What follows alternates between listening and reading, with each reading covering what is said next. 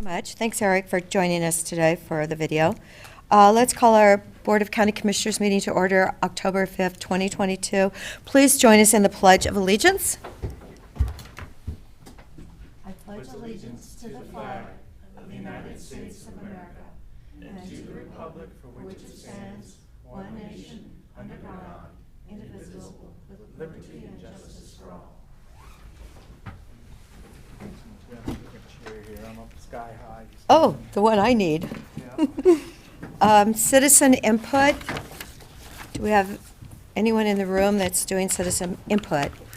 I do have quite a few citizen inputs that have been sent in by email, so let me go through those. We do have an email regarding the DA. Someone was here in town taking care of her mother, and I know that has been passed on. And then we have an email regarding the maintenance of the potholes on Old Bend Redmond Highway. Thank you for that email. We have 5 emails in support of Worrell Wayside Park this week.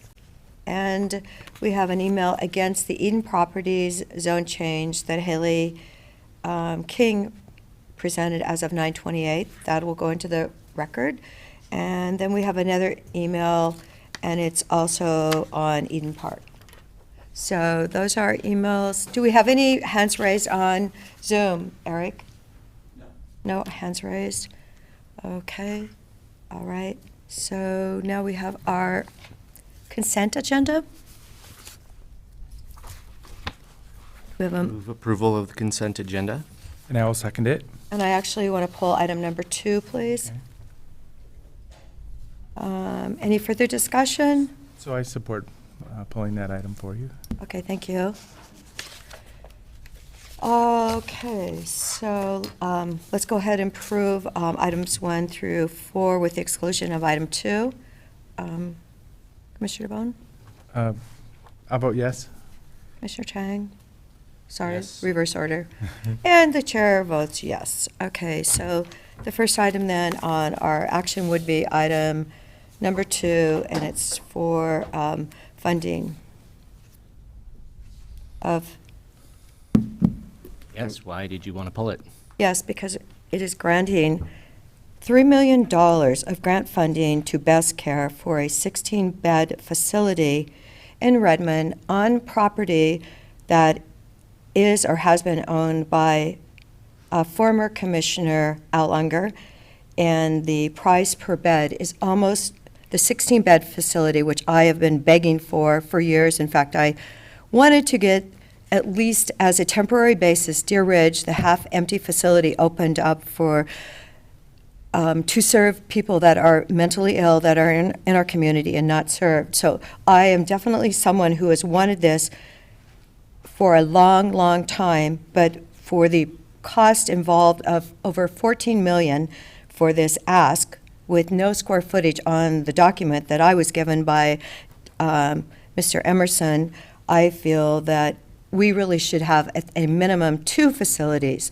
The Hermiston facility was 16 beds, was purchased this year for $5 million. The cost of that facility that was finished in 2020 was $4.5 million. So I just feel that we definitely need 2 facilities.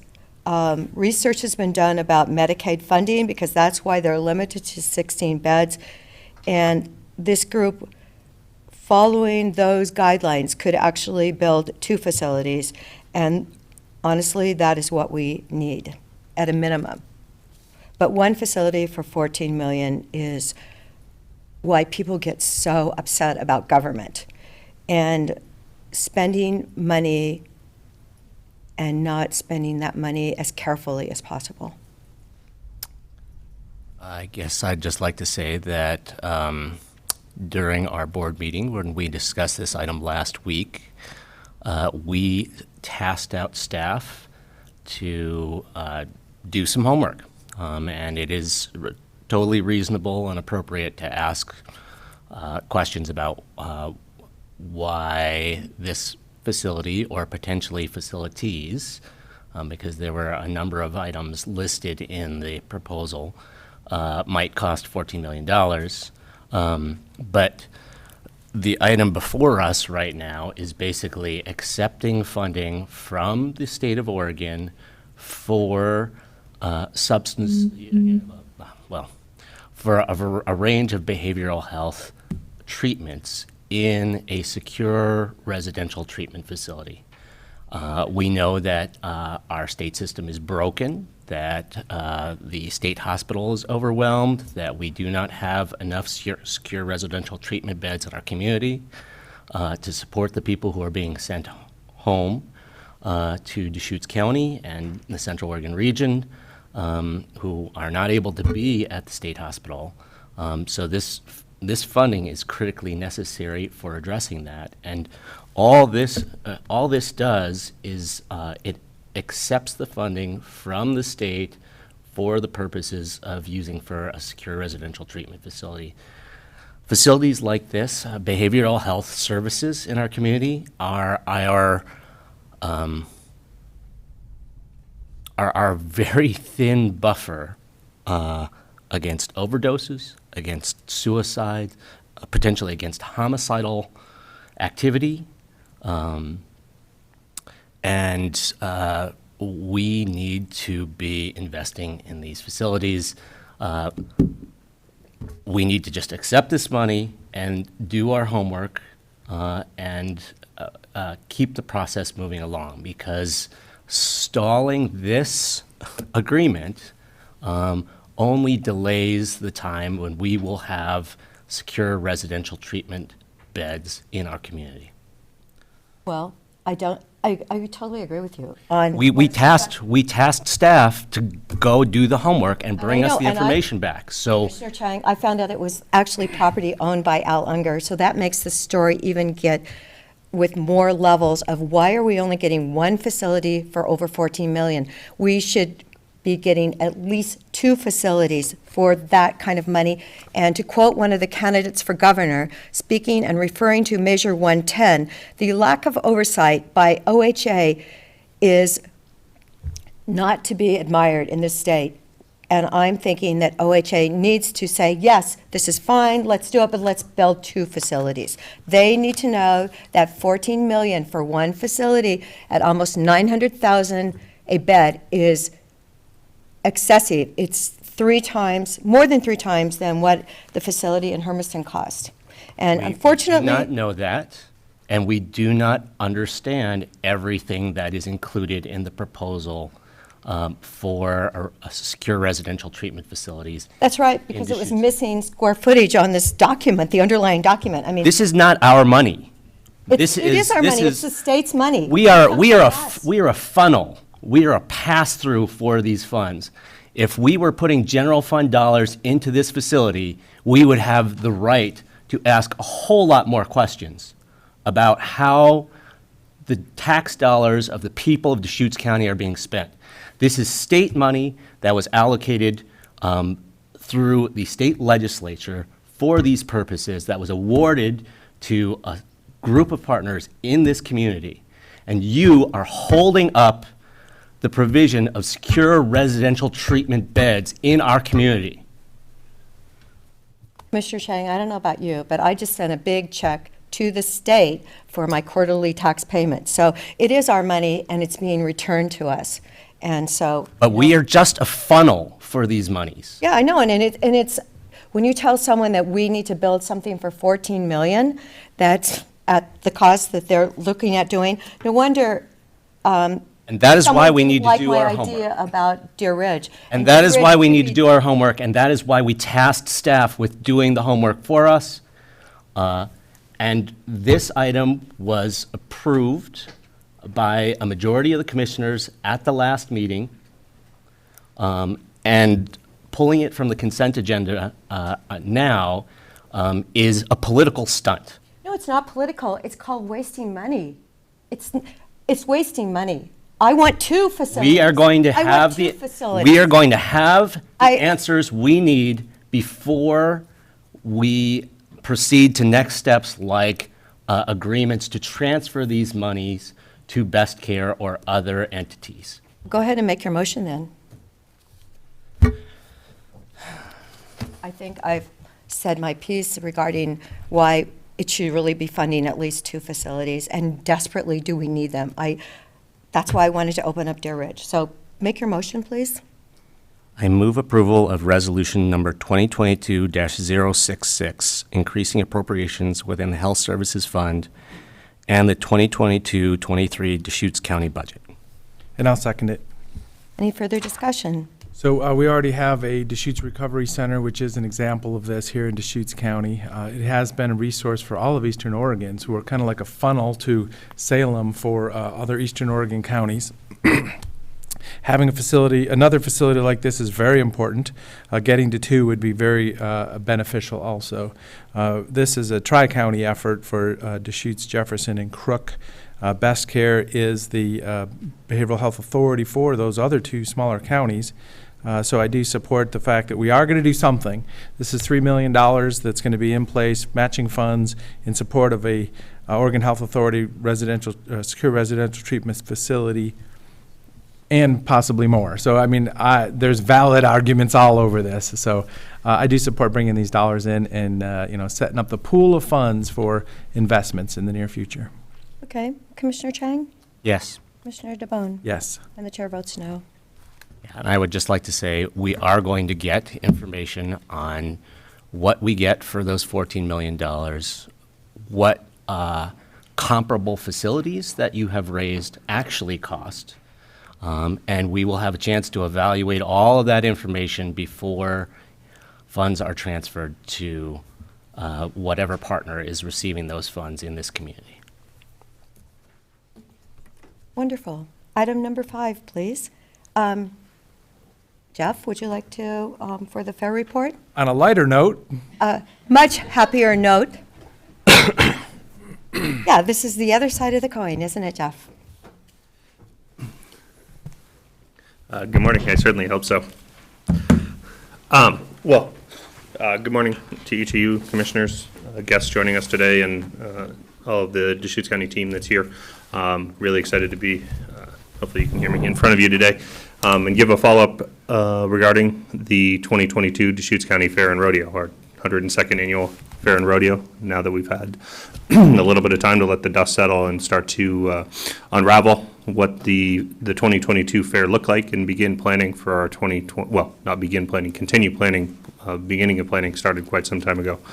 Continue planning for 2023 and beyond. We'll look back at what this year gave to us. And so we're really excited about the success of the 2022 Deschutes County Fair and Rodeo, and continue to invest in a strong and healthy relationship and team at Fair and Rodeo, and the relationship with Deschutes County Fair Association, which is certainly our biggest partner in the production of this annual event that's so important to the community, is integral, and we've continued to invest in that. And I think we're starting to see the dividends of that investment over the last several years, and a lot of hard work by a number of people, and hard work over the last 102 years, and that has led us to where we are today. So I'll kind of start with the slides, and then I'll move through. I think one of the things that we're really excited about is some of our creation of our brand awareness, and you kind of see some of the new branding features, and if you joined us for the fair, you'll start to see some of what that looks like as we move forward with that brand in the lower right-hand corner on the screen there today.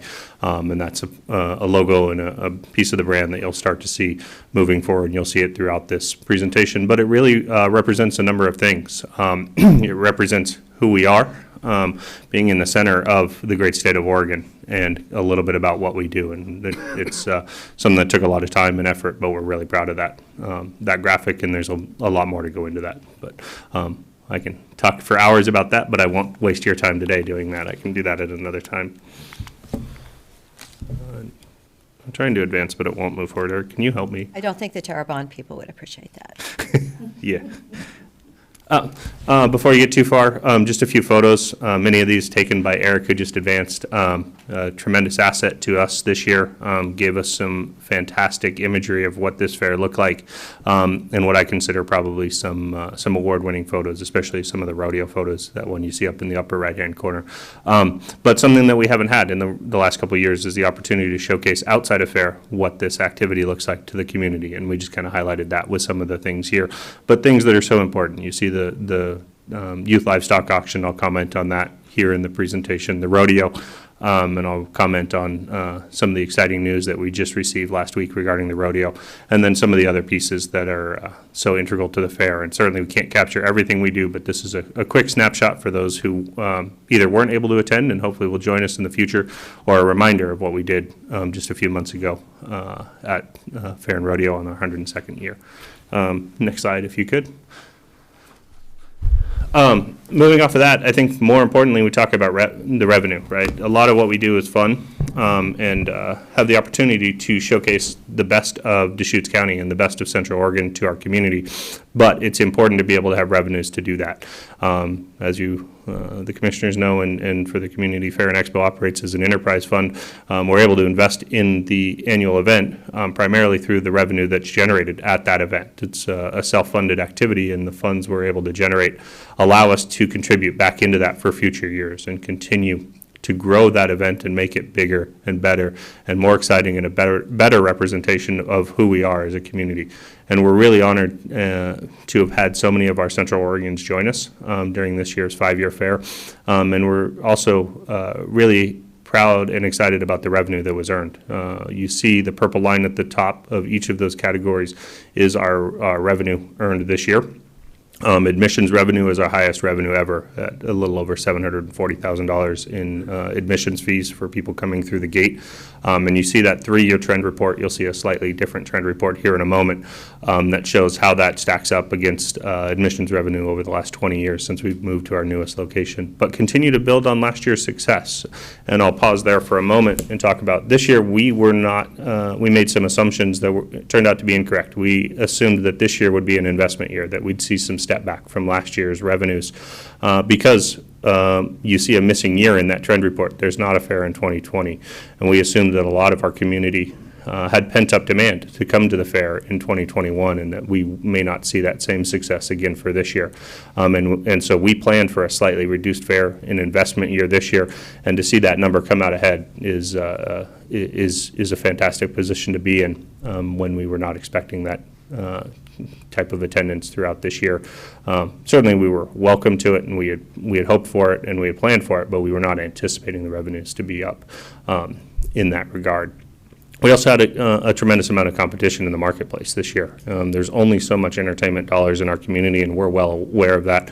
We try to position ourselves as a family budget-friendly activity, but there is a tremendous amount of activity going on in the community, and we anticipated that could have some impacts. And while it may have, it certainly didn't impact our admissions.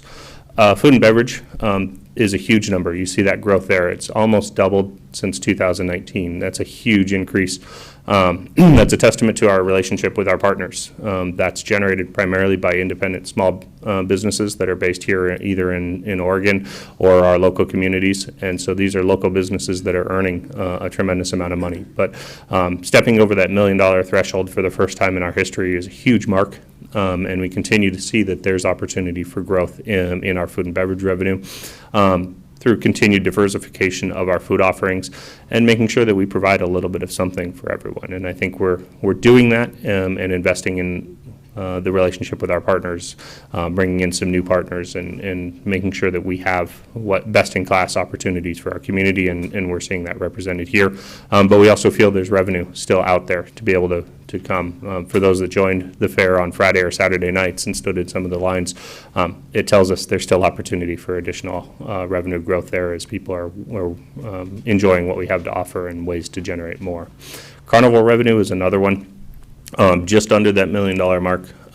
We asked them why they didn't break that $1 million mark this year, and they promised us that they'll continue to do their best to do that next year. But that $1 million threshold for a carnival, that sets us in a different class. That's not a lot of fairs are able to earn that kind of revenue, especially in a 5-day fair. But it's just a testament to our relationship with our amusement ride provider, with Davis Shows Northwest, and what they bring to our community, and that they're providing a fantastic outlet for our community to come enjoy. And then our alcohol revenue, I've broken that out from food and beverage primarily because of a change in the way we've operated this year. We had a team member who retired after this year, Butch Graham, who was a great asset, but we restructured that program, and we've talked a little bit about that with how that was going to move, and we tried something completely new with a new program, but it showed tremendous success, as you see that huge number and that huge increase there, about a 74% increase in alcohol revenue over last year's revenue. We didn't trend that back to 2019, but you would see a similar growth pattern as you would to the other trend lines there. If we had, only because we really focused on that comparison 21 to 22, as we recognized that we were going to be forced to make a transition of some sort. So a huge growth line. And certainly if there's any questions, feel free to stop me, or I can leave time at the end for any questions there. Yeah, Commissioner Couple Paul. thoughts. I did my part in all 4 areas. I was there all week, so didn't overdo it, but had a great time at the fair. Are other county fairs seeing this, or is this kind of an outlier, or just we're on the upcycle, or what? As a whole, fairs across the state of Oregon and actually across the United States did see positive years with some anomalies in unique areas. Fairs that were earlier in the fair season did not see the success that fairs later in the year did. Those fairs actually saw some decreases. As we got into summer, across the board, the majority of fairs did see increases, although not to the degree that maybe we saw. They saw some growth over prior year, but not the huge increases. A lot of the fairs that showed increases, and we're in this weird pattern because there were still a number of fairs that did not occur in 2021. And so, I think an apt comparison that I'll have to go back and look at is what was the success of fairs that occurred in 21 and 22 and benchmark ourselves against those to make sure that we're performing.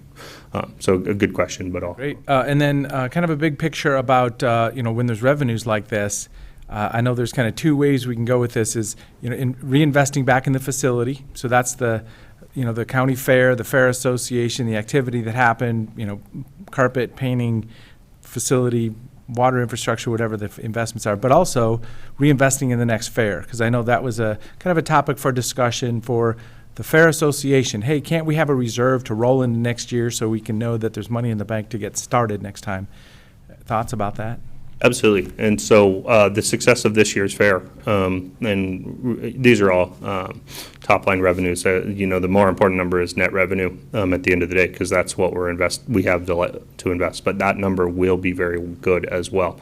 In the last 2 years, we've been able to repay the damage that was done through COVID-19 when we weren't able to produce a fair. The fully fund this Fund 616, which is the fair-specific fund that had some negative earnings or a negative position after going into 2020 and 2021, and been able to continue to invest back in that program. For the first time in recent history, the fair itself will be able to invest not only back into creating a nest egg for itself, so there's startup dollars for future years of a measurable amount that allows us a comfortable position to be able to do so and some room for error moving forward, but also back into the capital reserve fund for the facility itself through Fund 617, which is the capital reserve that we've been really working hard to build up as the facility has now reached 22, 23 years in age.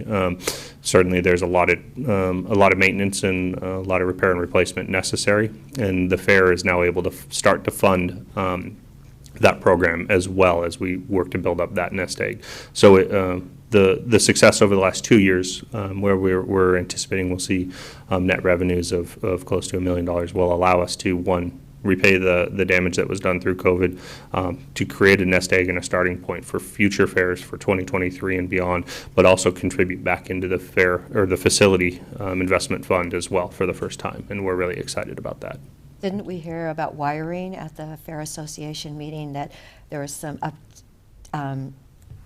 rewiring of some of the barns and everything, that there were sort of issues out there? So yeah, we had a lot of extension cords, and I know how extension cords work. So anyway, Yeah. no, it's outstanding, Jeff. I think about what you've done, how you threw together that shootout rodeo with with Crooked River, with Sisters Rodeo and the High Desert. You've really done a lot of things, and these fair numbers they're outstanding. So thank you. Yeah, of course, absolutely. Yeah, there's a lot of needs on the facility. I mean, with one of the largest facilities in the United States, obviously 340 plus acres, there's a ton of places where we can invest funds. And we have an aging facility. We have the nicest and best facility I consider in the entire country.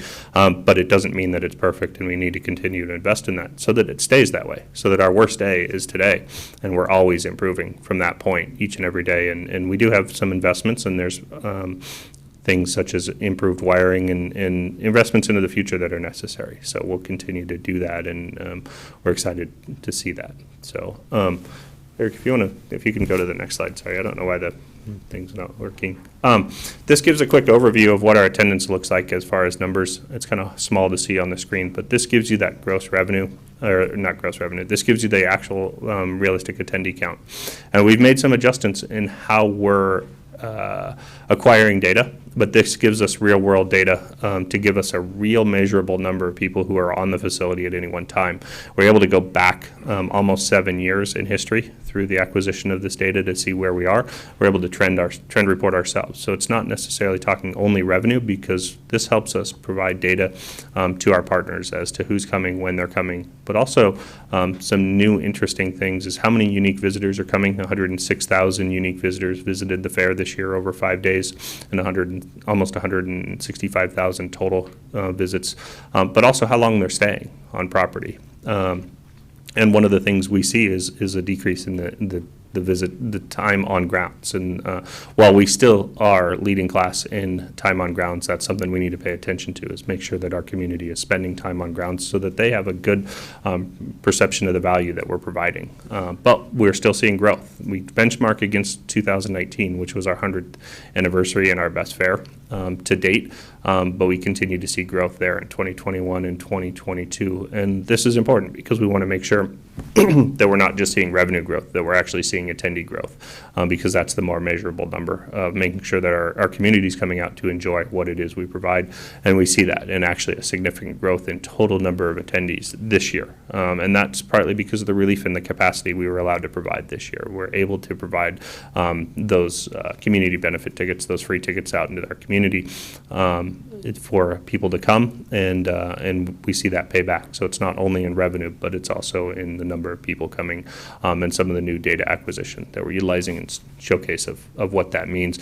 Certainly this digs down way further and also gives us a lot more opportunities to know who our consumer is and where they live, and how we can continue to provide them the information that the fair is coming. So a little bit of that, but also real-world data numbers of moving forward. But it gives us some real-world tools as we move forward and work with our partners. And I'll talk in a moment. And I saw Chris Doty from Roads Department and the tremendous work he does. Gives us some opportunity to work with them and provide some trend reporting and ideas of what's coming next. So next slide, if you could, Eric. This is a 21-year admission trend, and I use 21 years because that's the number of fairs we've had since we've moved to the new property. And you can see the tremendous growth that the property has seen over years. Certainly a few anomaly years where weather or other actions have impacted us, in I think 2008 and some other years. But you also see that growth trend line that we're seeing moving forward. And I think that says that we're 100% moving in the right direction in where we need to go, and that we're able to continue to attract new attendees each and every year. And we continue to believe that this will move forward. Certainly not at the growth that we saw between 2019 and 2021, but we believe that we can continue to move that admission trend up into 23, 24, and beyond at a much slower pace, more like what we see towards the bottom of that trend line than what we saw over the last couple of years. I caution, don't get used to these phenomenal year-over-year increases, because that's just not, we're not able to do that consistently. We'll start to stable out and have a more reasonable growth over the future. But we do see that it continues to be there. But I think the growth over the last several years is phenomenal in what we're able to do, and really a testament to the hard work and of so many people, but also going back to 2000, the investment made back into the facility. We can see that it's really starting to pay off over these last several years.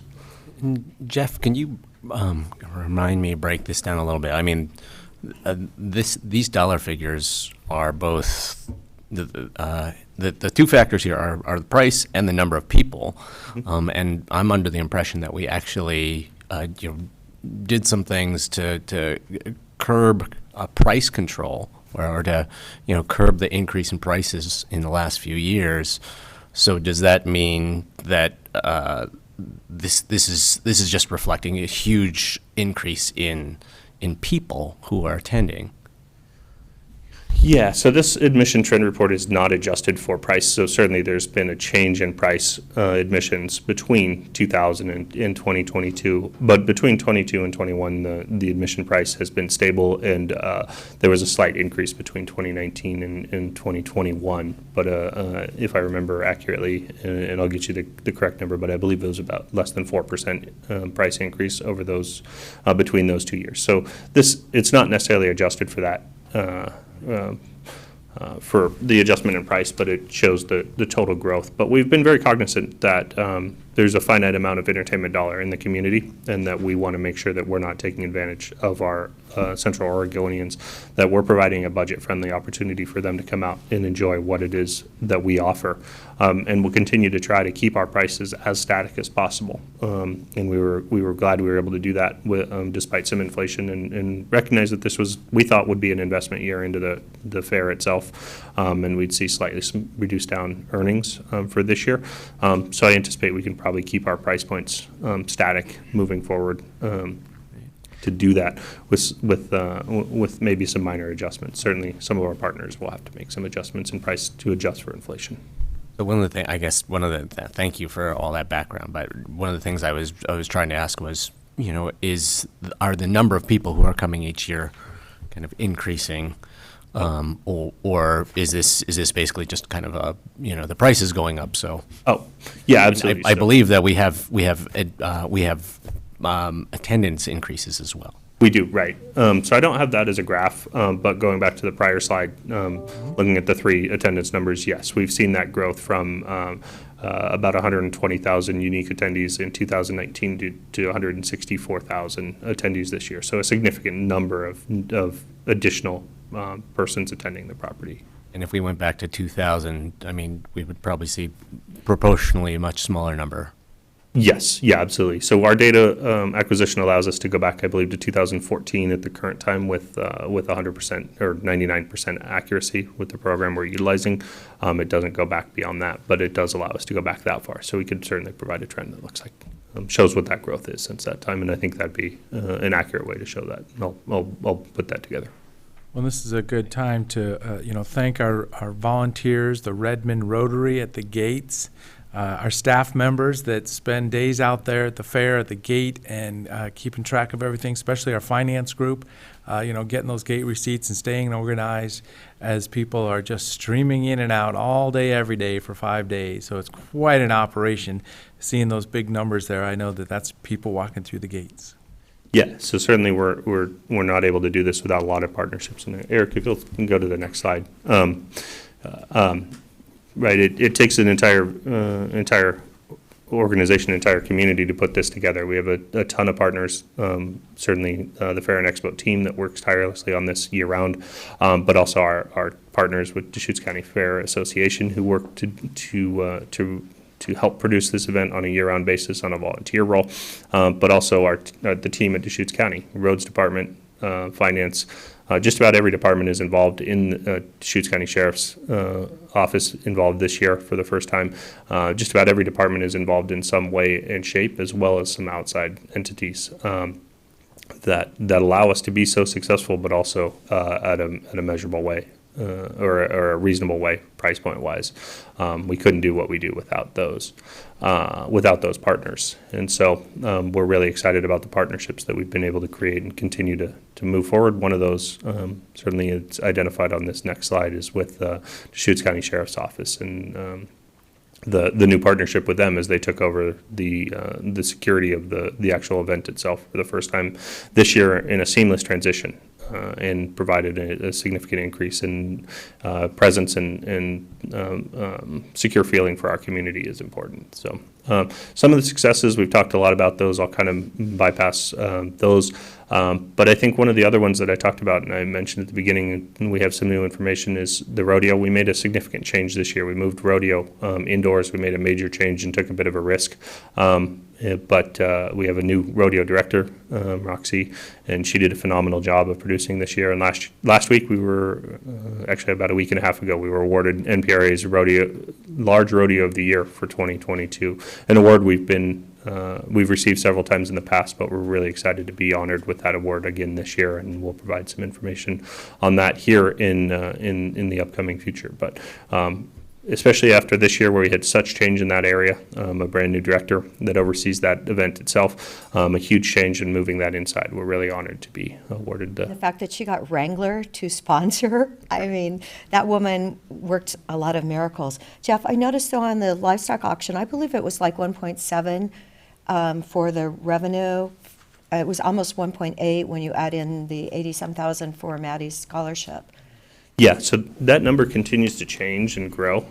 So that's what on it'll be on the next slide for those that are watching here. But the youth livestock auction, the approximate number is about 1.75. That's the confirmed numbers, but it continues to grow. In fact, we have a number of envelopes of unopened checks in the office that we're transitioning over to the OSU Extension office this week as well. So we'll just continue to see that number So there are grow. more checks to be opened. There's several more, yeah. So that number is not final. We probably are maybe 30 days out from having a final number this year. Certainly, they'll continue to cash the checks as long as they come, but that number is not final. So it will continue to adjust it. We anticipated we'd get close to 1.75, and we heard we got to that number, and that number will continue to adjust and increase. I don't want to wager as to what our final number will be, because every time we open the mailbox, there's just more add-ons, more checks in there for that. And that's an investment into the future of agriculture and an investment into our future, the leaders and our youth of our community. Those are our youth exhibitors who work so hard to raise those livestock products, and this is their opportunity to showcase the hard work that they have done over the last semester or the last several months. And the funds that are generated there pay back the debts they incurred in the raising of those animals, and they can use those to invest in themselves and their next year's project. So such an important element of what it is that we do in agriculture and livestock, and the ag education programs are at the forefront and the core of what the fair exists for, and to see that program continue to grow from right around $1 million in 2019 to well over 1.75 million is more rewarding than any of these other numbers that we see, and representative of the belief in our community of what they do, of what that program is important. So I'm waiting to see the pictures in the Central Oregon Rancher. Yes, I know they've got to be coming perhaps next month. So, and I've already received several thank you notes. So it seems like the system is working much better this year than it has in the past. yeah, absolutely. So we continue to work on that and continue improvements. There's a few items on that last slide talking about the areas that we have to continue to improve on. Because he's in the room, I'll provide huge kudos to Chris Doty and the efforts that his team put together in reducing down our delays and getting people onto and off of property, but still something that we have to work on and continue to improve. We have some tremendous constriction points, and Chris is well aware of those, but the work he's done in reducing our wait times from over 2 hours to well under 45 minutes in the last couple of years, and himself standing out there flagging cars each night of fair is tremendous. So we really appreciate the work that he's done. Just a testament to the efforts of the entire community and the entire county in putting that together. And certainly each fair, there's no perfect fair, and we recognize that we continue to need to improve and change and offer a better and more quality product to our community each and every year. So we reflect on that and and take suggestions and concepts and ideas from our community, from our team, from the county very seriously, and we implement those to the degree we can as we move forward each and every year to make the fair better. And our 103rd annual fair coming up in 2023 will be even better than any other fair we've done before. Do you have those fair dates memorized yet? August 2nd through the 6th. Second Of course he does. Okay.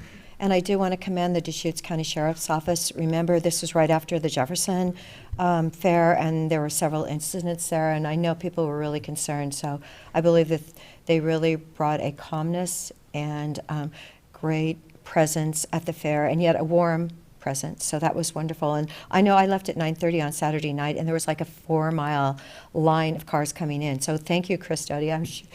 It was like, oh no, like, yes. And then I met people the next morning who had been in that line, and they were out really late. So the parking, the leaving, it's all really, it's improved a lot. And that's what we wanted to. Right. And someday maybe we'll get 19th Street open, so that will be another access or exit point. There you go. Couple thoughts. As I say, I do want to absolutely thank the Sheriff's Office for having that presence. So instead of Redmond Police being kind of the lead public safety agency, the Sheriff's Office was. But I'm telling you, we were out there saying hi to sheriff's deputies that we just see in passing so quick, just in their vehicle out in the roads. And we were all just hanging out, saying hi, and it was so valuable. They were on duty and they were making a presence, but it was also very much a social event for our public safety professionals. And then, practicing incident management maybe at the road department, right? I mean, what if there's something like a fire event or, a Cascadia event, the big ones or whatever? This is it. How do you take X amount of vehicles and get them in and out? So on one hand, it's a good practice. On the other hand, thank you so much for, the volunteer time, the planning, the preparation, and execution of those traffic activities. Right. I'd just say thank you for providing this amazing entertainment opportunity for our community, making it well managed, making it fiscally viable. It's much appreciated. Can I just ask one question? Yes. Thank you. About Sunday afternoon, I left early Sunday afternoon, and I know you were expanding your market and the entertainment opportunity Sunday afternoon, combined with discounted tickets. Was attendance strong Sunday afternoon with the greater variety of concerts that we are offering, and then will we do so? Do you see that going forward in future years? Yeah, so for the first time in my knowledge of history, we offered a 5th concert, a Sunday afternoon concert, and provided that as a Spanish language show to provide a more diverse offering to our community, an underserved market, and certainly one that continues to expand and grow and is underserved as far as entertainment offerings. And so we did see some growth in the Sunday attendance.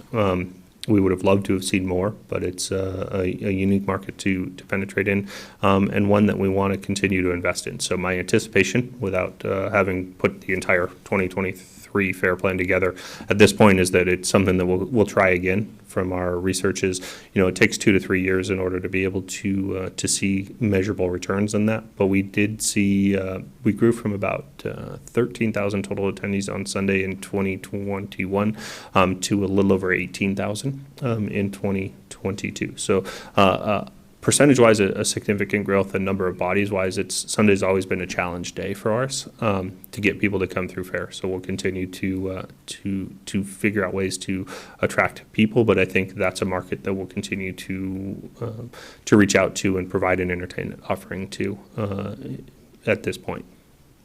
I was able to attend that concert, and I just hung out, and obviously it. Whole different culture, but I mean, it was just great. People were in a great mood. It was just exciting and positive. It was really just a wonderful offering. Thank you for doing that. Yeah, absolutely. Yeah, it's really fun to be able to showcase that, and a great opportunity for the community to come to see the different cultures that make up Central Oregon come together at one time, and a really colorful and exciting way to do that for those that were there and got to see some of that. And outside of just the concert, we also programmed that day very heavily with some cultural activities that were representative of that community. So it was much more than just that one concert, although it kind of got central billing. But we also had community involvement as well through Ballet Folklorico and some community entertainment as well. So it was really exciting to see that, and continue to look forward to seeing that grow as well. Right. Thank you so much, Jeff. Absolutely. Thank you. Thank you for always stepping up. I've seen you rather busy this year. We have, and we'll. Several events. Yeah, and we look forward to seeing everyone in a couple weeks, and we'll talk about what the future looks like for Fair and Expo, our other line of business that we do. each and every year, and kind of the growth and what that busyness looks like for us moving forward, and the importance of the facility as a whole, kind of to what Tony talked about. He talked about how roads department can respond to crisis, but certainly what we can do as an organization and how we play that role as well. Oh, that's right. It's a man-made crisis, but very successful. One more note, Department of State Lands, land transfer, it's kind of adding to the land at the edge of the fairgrounds, something we've been talking about for a dozen years, or probably more than that even. There was a letter that was written by our Economic Development for Central Oregon folks. It was just sent out, and I saw it in my email yesterday or the day before. Sent to the Department of State Lands leadership. So it may be a good time to back that letter up from the Fair Board, the Fair Association, and us as a Board of Commissioners, and say, please, let's finish this transaction that's been hanging out there.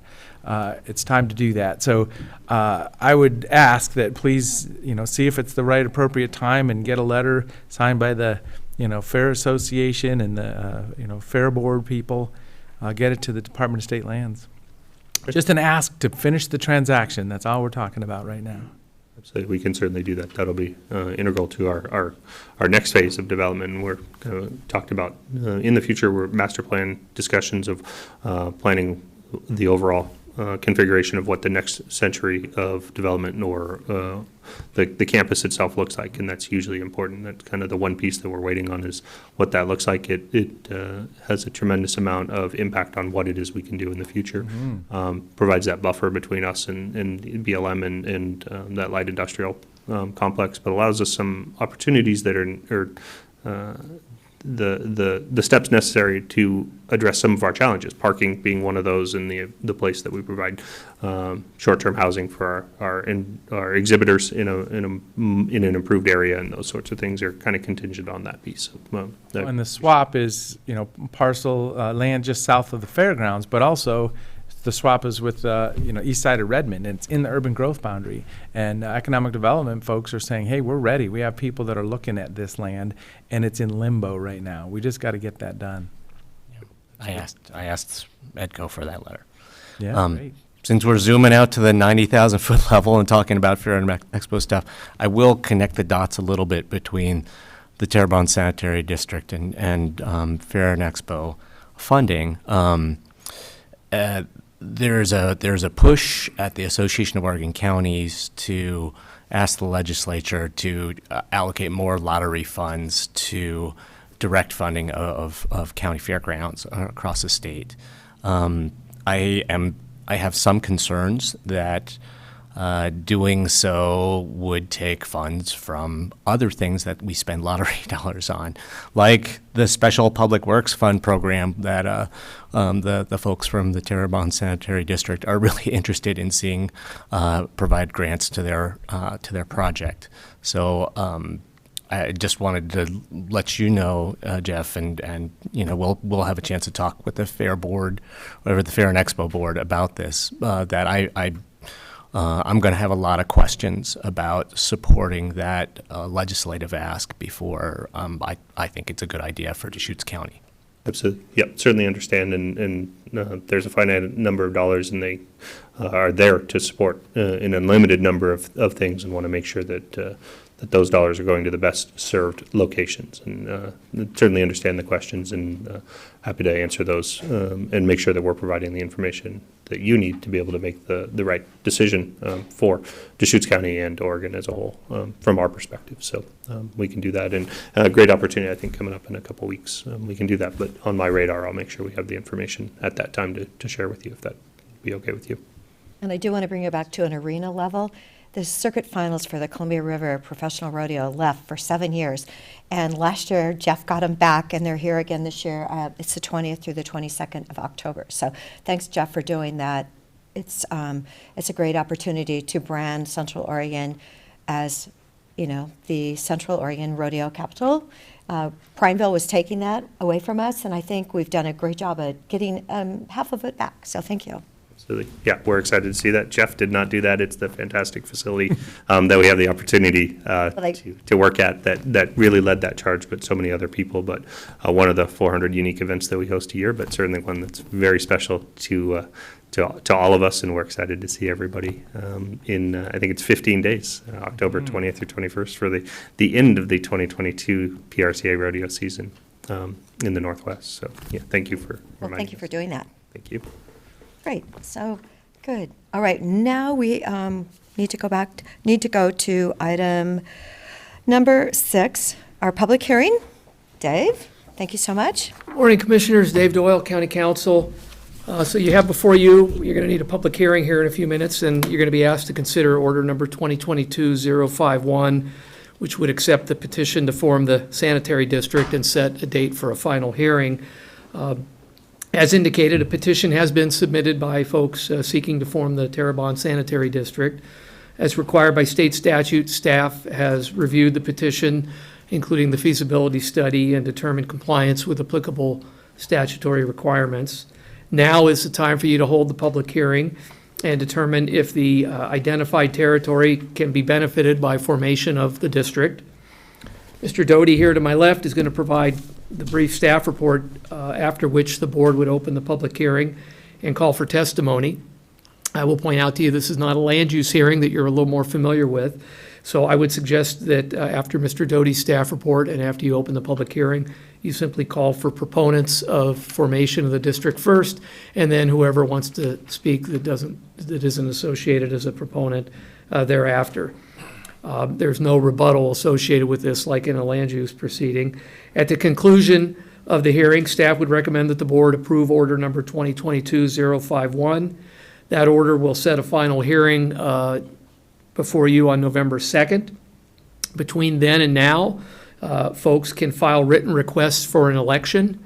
If the required threshold of written number of requests are submitted by the time of your hearing on November 2nd, then the board would direct this matter to an election. I believe it would probably be the May election unless there was a special election prior to that. Otherwise, on November 2nd, the board would consider an order to form the district at that time. So that's what you have before you. I'll defer to Mr. Doty. He can provide a little more content on. Mr. Doyle, how long of testimony time-wise should we allow? That's really up to the discretion of the board and specifically the chair. I mean, I would certainly think 20 minutes ought to be adequate, 30 tops for the proponents, and then maybe 3. Oh, for everyone, not per person then? Correct, yes. Okay. Yes. There's a group, they're represented Right, by I know. council, and there's sort of a spearheaded group, and if they choose to make a presentation, I would think 20 to 30 minutes would be consistent with how the board's handled these in the past, and then anybody else wishing to speak, 3 to 5 minutes. Okay. So one question, just putting in scope. So this is an urban unincorporated community original plat before land use, which gives us the opportunity and authority to even have this discussion. And I'm just, pointing out that in the rural, usually outside of a city, you don't even have a discussion about putting a sewer system in. Generally so, that's correct. So urban unincorporated community is the key to that. Thank you. Thank you very much. Okay. All right. Good morning, Board. Before I start, awful nice words by Jeff earlier, but he hasn't gotten our bill yet, so should probably reserve the right to come back and correct the record. So good morning, Board. Chris Doty, Road Department Director, for the record. Here to kind of about lead off in this process and provide a recap of Deschutes County's involvement in this process to date. At the request of stakeholders, many of whom are behind me here, Deschutes County funded an update to the sewer feasibility study for the community of Terrebonne. Study was originally performed in 1984, no action taken. Updated again in 1999, no action taken. So subsequent to that and the board direction, we hired parametrics to local engineering firm and other partners to perform the feasibility study. And that included facilitation of a public process and a task to develop stakeholders, people interested in making that happen. And that happened at the onset of the pandemic in early 2020. As the consultant and stakeholder team performed their work, unprecedented opportunities began to emerge. Pandemic assistance funding, ARPA, came on the scene. And so that presented a really good tie-in and use of ARPA consideration, because that was spelled out in the ARPA documents, wastewater facilities, water facilities, things like that. And then secondly, an opportunity to partner with the city of Redmond to provide treatment capacity in their nearby Redmond Wetlands Complex. That emerged as a concept. That wetlands complex is currently under design by the city, and they're moving forward in a positive direction. Just a great opportunity. It's closer to Terrebonne than most of Redmond is to that wetlands complex. So those opportunities stoked momentum in this feasibility process as things went along, such that it became the springboard for formation of a sanitary district proposal that we're here to talk about today. The Board of County Commissioners voted to invest $300,000 in ARPA funds to cover preliminary design and legal expenses as kind of seed money to help get this group going. There's a lot of expense associated with trying to form a district, and this just helped again, that momentum continue forward. The board also entered into an MOU with the city of Redmond to invest $1 million in resources, ARPA or other, to fund additional system capacity in Redmond's wetlands complex to kind of placehold that capacity for Terrebonne.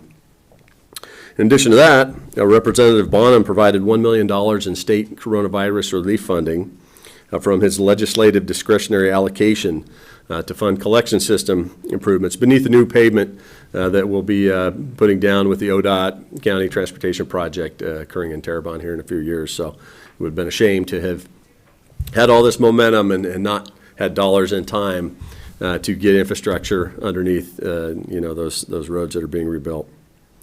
However, Board, for any of this to move forward, we need local champions to step forward and form that sanitary district, and that's the item before you today.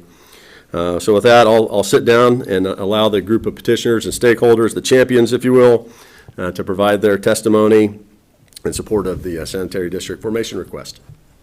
Thank you. Great.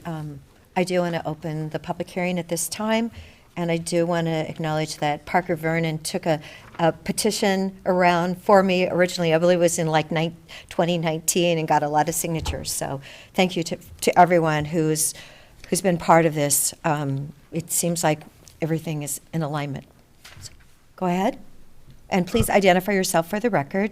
Okay. And give your address, too. My address? Well, we need it for the record. This just shows, Guy, that you are representing 30 families. If you can just give an address in Terrebonne, or address where you live.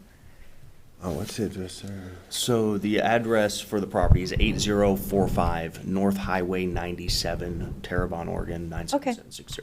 Okay, thank you.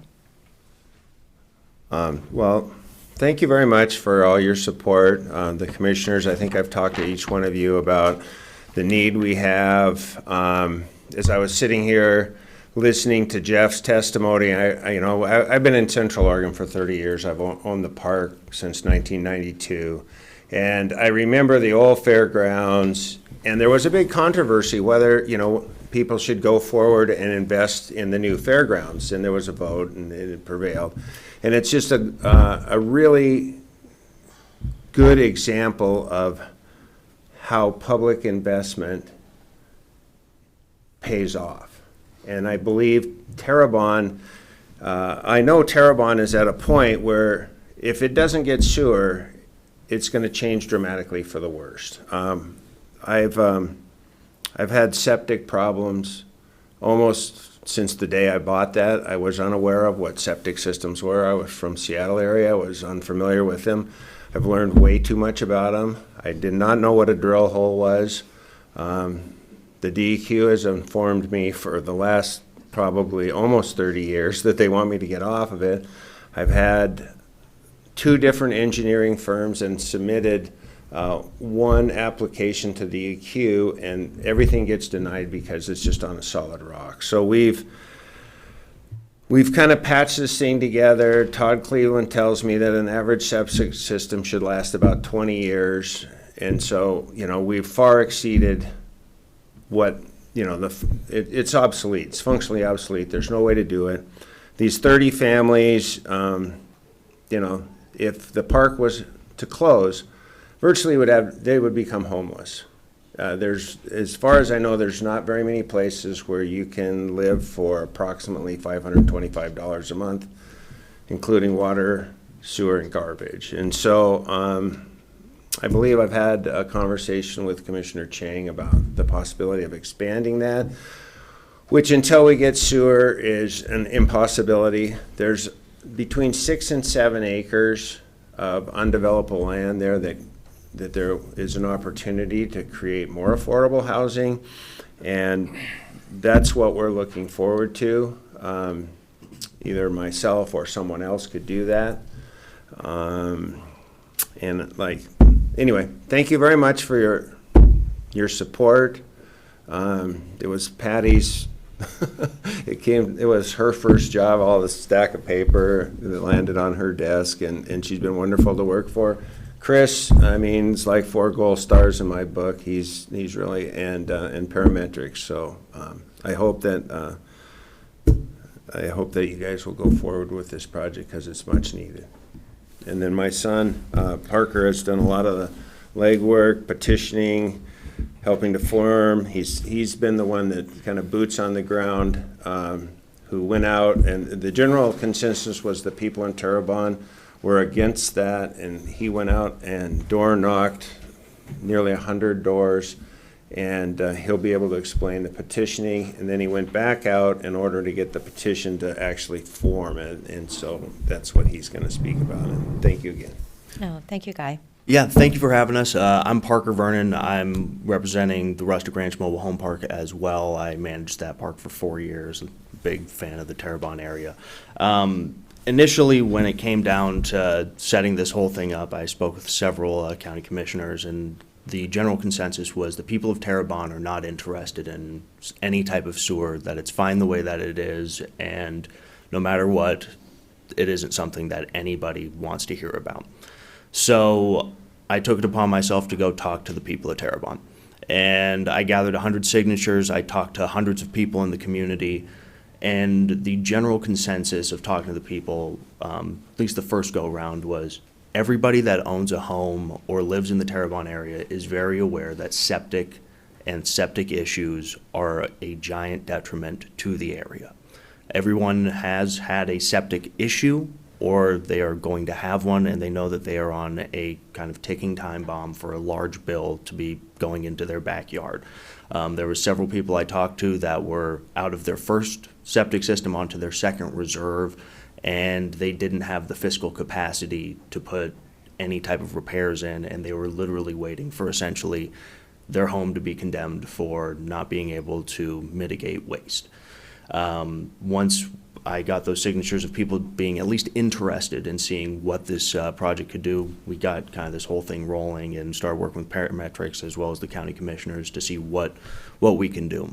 The second time around for the formation of the district, I didn't talk to a single person, business owner nor otherwise, that wasn't interested in seeing this go in. Everyone is very aware that there's a minimum of about a $35,000 bill to get a new septic system in versus a hookup. And I think the most poignant thing was said to me by a 91-year-old man that I talked to that had lived in Terrebonne since he was born. As he said, there was one building on the west side of Highway 97, and Terrebonne's been changing the entire time that I've been there, but you don't plant a tree at my age to sit under the shade. You do it so that the people in the next generation have something good in their life. So that's really what it comes down to. It isn't something that the area is unaware of. It's not something that they know that they don't need. They know that it's something that the community desperately needs because it's something that's going to benefit in the long term. Great. Thank Thank you you. very much for your Thank you, testimony Parker. today. Thank you for bringing people together and helping them look forward. Well, thank you so much for the opportunity. Good morning. My name's Lauren Redmond. Address is 8431 11th Street in Terrebonne. I sit before you this morning representing 37 employee owners at Oliver Lemons. It's the only grocery store in Terrebonne. We are a 100% employee-owned company. To give you some background, our average rate of pay is over $22 an hour. We provide company-paid benefits and discounts. Since the inception of our company in that location, which was January of 2020, we've provided tens of thousands of dollars back to the community, primarily in food donation. My point is we're an average employer, an above average employer that provides living wage, that creates an environment in which our employees can thrive and participate in their community. Less than 3 months after purchasing our business, we became best friends with Todd and Larry, much to my dismay, because we had a total failure of our septic system and drain field, which is pretty damn shocking to know that your doors can be closed at the drop of a hat or something else. So we learned a lot more about septic and drain field than we ever wanted to. We have spent over $500,000 on the septic and drain field. That is a system that is not fail-safe. If our system were to fail, and there is a very real possibility of that happening, even after all of the expense and time and effort we've incurred, and due to the geology of the Terrebonne area, Terrebonne's only grocery store and an employer of 37 people would close, period. In addition to that $500,000 on the actual system, we have spent over $51,000 in pumping fees and over $8,000 in monitoring and testing of that system. Make no mistake, this is a huge amount of money to our company. I was born and raised in Bend. I am a 5th generation Oregonian. My daughter is a 6th generation Oregonian. If I had to choose, sorry, fair, but if I have to choose money being allocated towards a fair or any other fun thing, I'm going to choose that those funds that, to Patty's point, we all pay for in our taxes, I'm going to choose that those go towards this project. I strongly encourage the Central Oregon community to not just support, but encourage the ongoing efforts of this group behind me and others that weren't able to attend. I'm happy to answer any questions you might have. I'm sure it was a shock. What, you owned the building for 3 months? No, we're renters. Oh, you are renters of the So- building. Oh, gosh. So we've spent that kind of money on a property we don't own, nor were disclosed to, that ultimately this drain field was illegally installed under the cover of darkness, as it were. So when you visit our property, which is, I have to say, no offense to my neighbors and friends back there, but we have the best landscaping in Terrebonne. Point of pride. Half of which is, you'll see decomposed granite, and oftentimes we'll hear, gosh, you ought to add more parking. Well, that's a really cute suggestion. We can't. So that's the dead side of the drain field that cannot be resurrected. So the other half that's covered with grass is the active drain field. And if it were to die, we're out of business. Our doors are closed. And I know that Todd will speak after me. He will reiterate what I'm saying, as will Larry with the DEQ, who I don't believe is in attendance today. So yeah, a lot of money spent on a building we don't own, in addition to an interior remodel that we will spend $750,000 on, or have spent, because it's open now.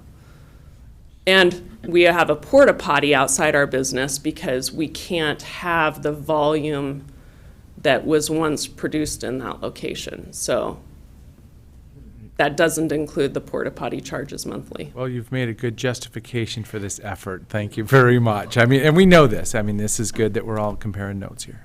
Well, and that communication remaining open, knowing that ODOT's going to be doing their big project, the timing is pretty darn good to move this forward. So I appreciate your time. Thank you. Thank No, you. thank Sorry, could I ask one more question? Yes. So, if the sewer connection moves forward, how much of the current space that's dedicated to drain field will you need for wastewater disposal purposes? I mean, will there If still, it's will that my still be there as understanding, being backup the or? expert that I am now in this.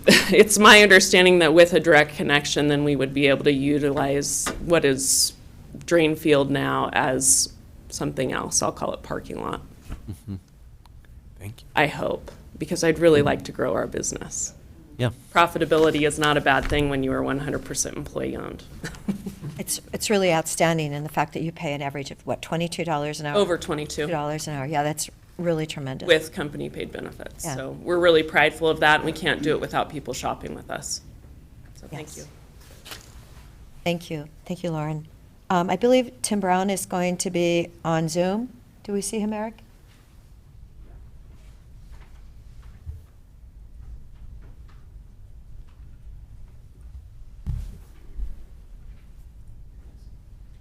All right, sorry about that, but first time presenting on Zoom. Can you hear me all right? Yes. Thank you.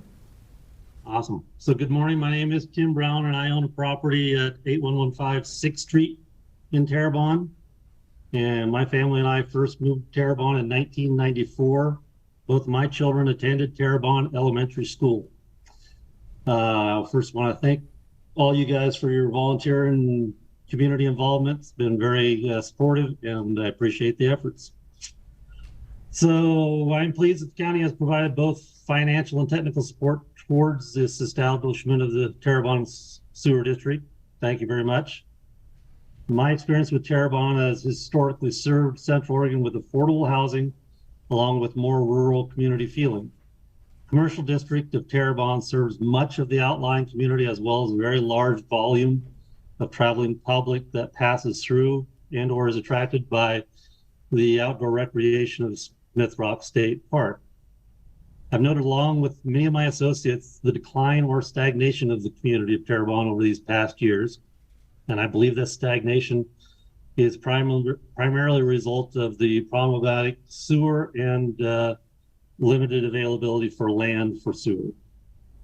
It's always been my belief while my children were going to school, and I feared it had happened, that at some point in Terrebonne, someone was going to get seriously sick, and that was going to be the only way we could get a Terrebonne sewer system installed at the risk of somebody actually falling ill. I feared this would happen over many months and years, but thankfully not at this point. And I'm pleased to hear that you guys are taking steps to make this a positive result instead of a negative outcome for a public health issue.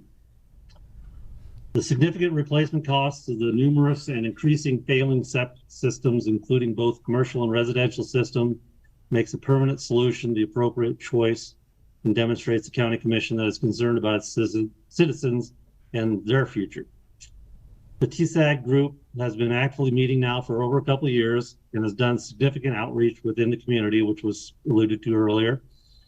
The current volunteers for the board formation include myself, a civil engineer, Mr. Guy Vernon, who spoke previously and has a long relationship with the community, Ms. Kirsten Urden, who took a chance on Terrebonne by establishing the Terrebonne Depot restaurant and is exploring funding options for the group. Mr. Dylan Stott, who lives in Terrebonne, is actively involved in the community happenings, and Mariah Patel, who is also taking a chance on the future of Terrebonne by investing in the commercial district. While these people have volunteered the time, we would welcome other board members or community involvement as it's appropriate. Again, thank you for taking a strong step towards preventing the likelihood of a future health hazard along with the betterment of affordable community housing. It is with great support and hope for this community that I urge you to help us continue to progress and provide future improvements to the Terrebonne community. Thank you. Thank you very much, Tim, for joining us today on Zoom. Thank you. Yeah. It's appreciated. And now I believe, Todd Cleveland? Yes. Todd Cleveland, on-site wastewater supervisor in the Community Development Department.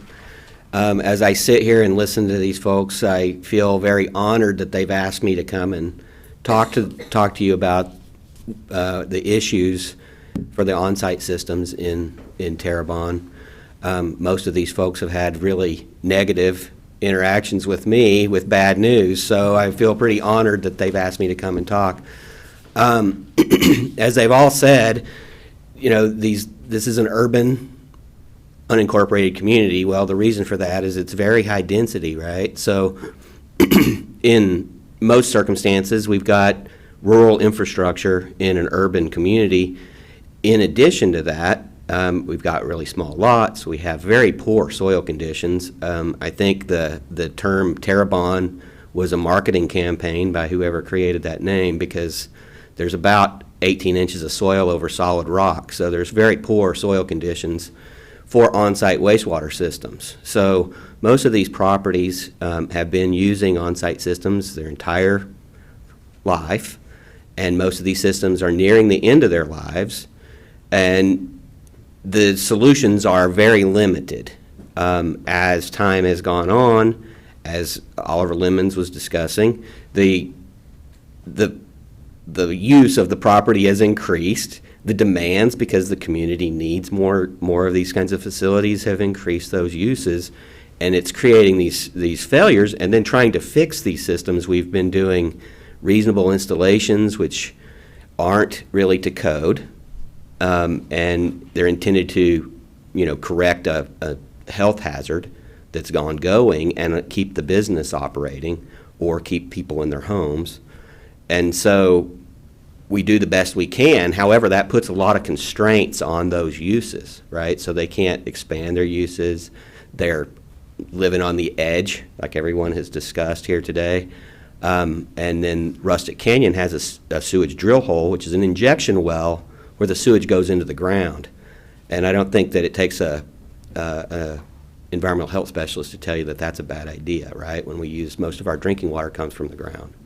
So overall, I see the development of a sewer district as part of the path to a solution for this community that will, certainly I like the idea because it will reduce the number of negative conversations I have with people, but and make my job a little bit easier. But it is a solution, and when I'm doing these on-site systems, or we're trying to come up with solutions, these solutions are very sketchy, right? They're not good solutions, and so they're limited in their life and potential health hazards. And so I think it's a very positive step forward for this community. So, thank you.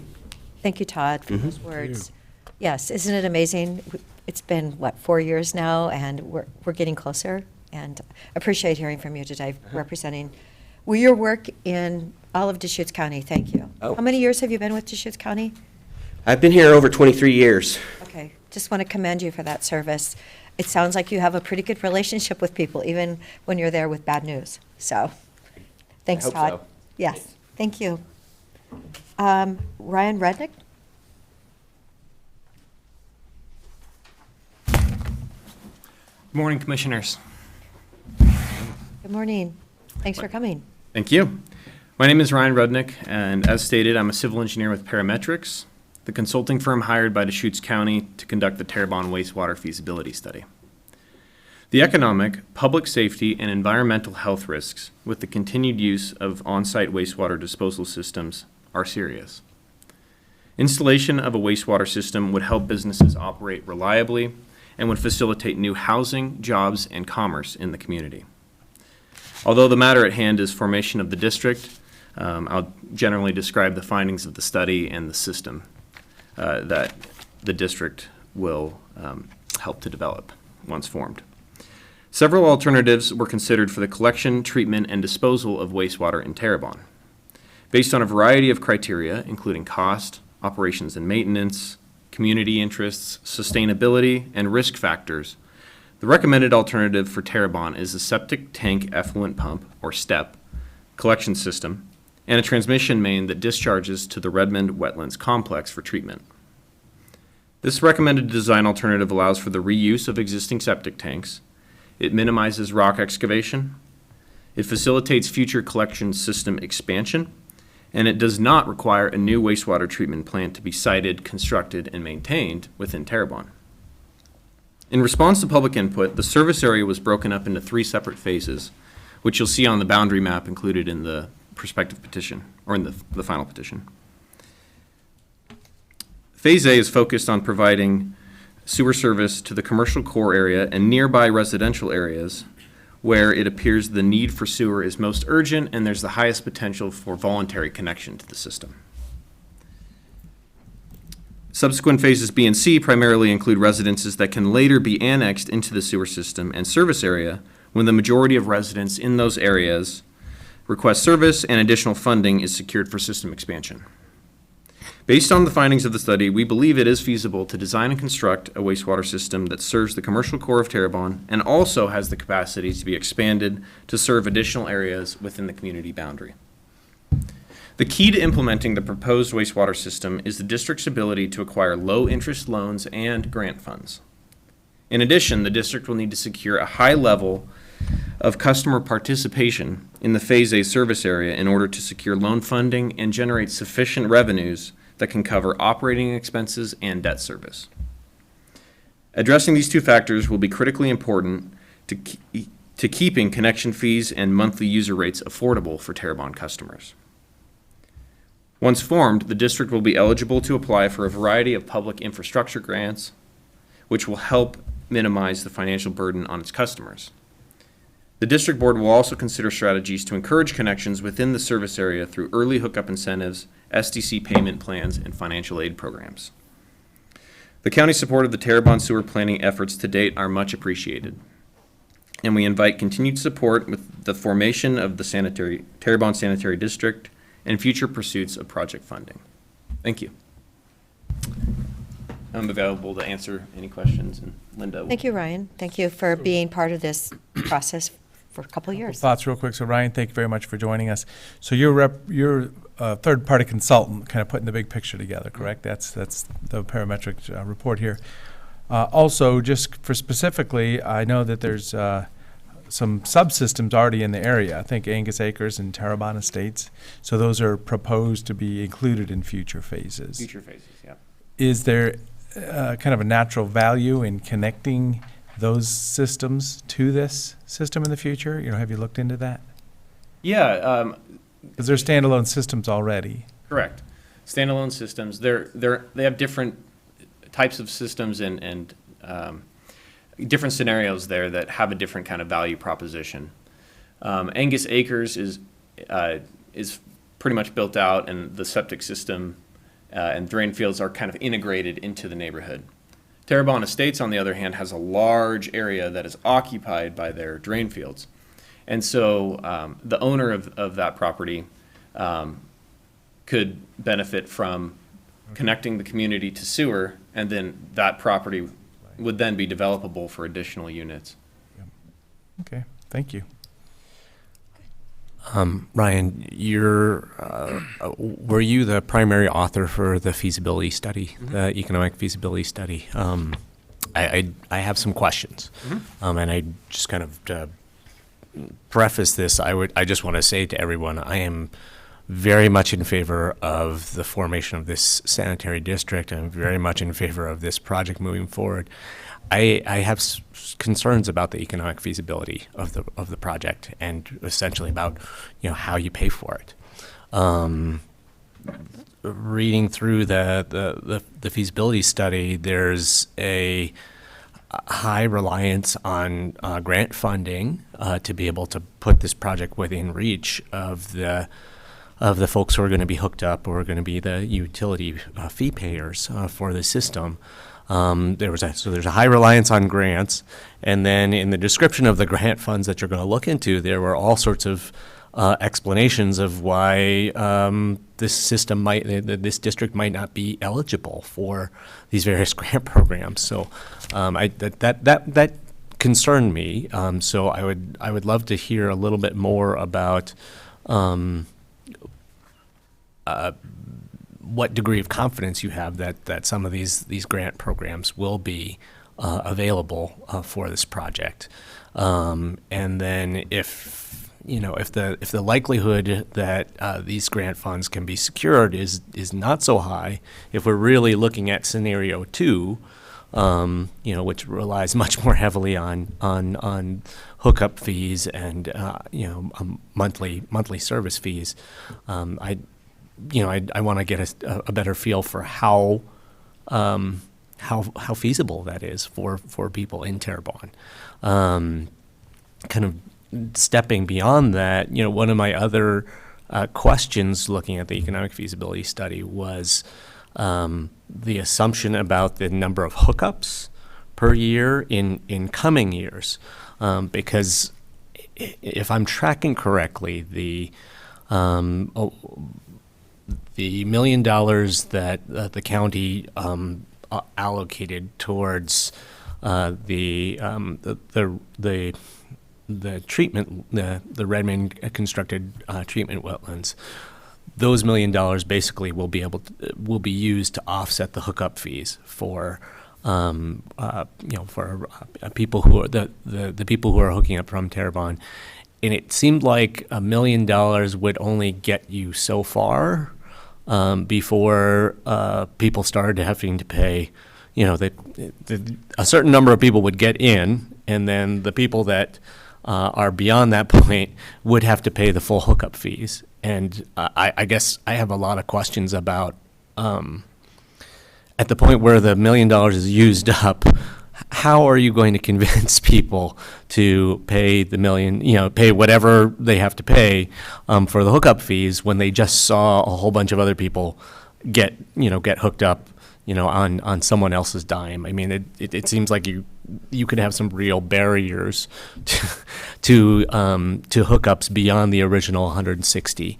So I guess I had questions about that assumption in these pro formas for the project, and so if you could speak about that as well. Sorry, I just asked a number of questions, and you could run through them one by one. Okay, I'll try my best. First question about grant funding.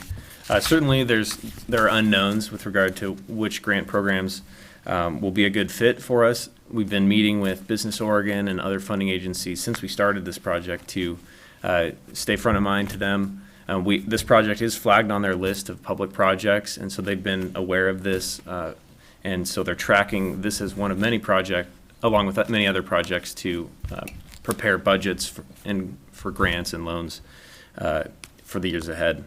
And some programs might not be well suited, but some are very well suited for this project, like the water wastewater program with IFA, and then Clean Water State Revolving Fund offers really low interest rates that the district is likely eligible for, and there's more talk now about forgivable loans with the influx of funding coming from the federal government. And so while it's not completely clear yet at this point what those grant programs will be, we look forward to having more of those questions answered at the one-stop meeting, which we can attend once the district is formed. And then there's an eligible entity to sit before an assembly of funding agencies and get a better idea of which programs we're suited for. And so those are the next steps that we'll be able to take once the district is formed. And then the second question about the Redmond interconnection and whatnot. While those SDCs are seen and modeled as an expense to the district, not to the customers, if that makes sense. So the district is responsible for paying Redmond, not customers. And so, in a sense, they're a liaison between, or they're between the customer and Redmond in that sense. They'll collect rates and connection fees, and then the district will be responsible for reimbursing Redmond for disposal of their treatment. To Redmond, they get one customer, and that's the Terrebonne Sanitary District. Mm-hmm. Once that the $1 million grant for capacity is used up, then what we've discussed with Redmond is an increased flow rate charge per 1,000 cubic feet per month. So each month they can both review the water meter and see you pass this much flow through, and then at this rate, this is what the charge will be. Based on our projections, really the toughest point is the beginning for the system. And the ability to cover the debt service and operations with the initial customers. As the customer base grows, then the revenues grow with that, and there's more of but debt service remains the same, right? It's like your mortgage staying the same over the years, right? It's similar to that in that the financial strength grows with the system. And once we reach near 500 connections or so, and that capacity is reached, then the district will be in a better position to pay that rate surcharge that will help to cover the additional capacity beyond that initial amount built in by Are you Redmond. saying that people will not have to pay hookup fees? No, not necessarily. It's just, it's not directly linked to what the district has to pay Redmond. Okay. It's more so calculated from reimbursement and improvement fees related to the infrastructure. Okay, so who will and who won't have to pay hookup fees when? At what point? All customers will need to pay hookup fees, Okay.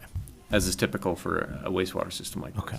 Okay, so the initial 160 will be required to pay hookup fees. Mm-hmm. Okay. And we provide estimates for that in here.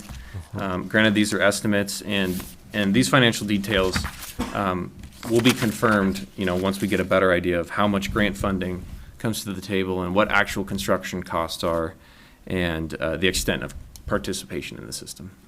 So there's a lot of variables, but we did our best to put a financial scenario together that kind of presents a roadmap for how the system could operate and the numbers involved. Does that? That was very helpful. Thank you. All right. My name is Linda Swearingen. I reside in Redmond, Oregon, and being a former Deschutes County Commissioner, I feel like I'm just coming full circle because in 1998 we had Terrebonne citizens and Todd Cleveland's office come to us and say, we got to do something with Terrebonne. And so it was Nancy Schlangen, Bob Nipper, myself, and then Dennis Luke and Tom DeWolf, and we said, hey, let's go ahead and update this feasibility study. And of course, at that time, we just didn't have the momentum to take it to the next level like we have here today. And I've got to say, we've got a fantastic group of folks that have been involved in this from day one. And Chris Doty has been fantastic, and Ryan Rudnick has done a fantastic job riding herd on this group and coming up with a plan that works. And I think the thing that's really important here is, and I appreciate your questions, Commissioner Chang, we're starting with the business district because they have the greatest need. And I tell you what, you want to see a problem with citizens, close down Oliver Lemons, close down the restaurants in town, and then you got a real serious problem.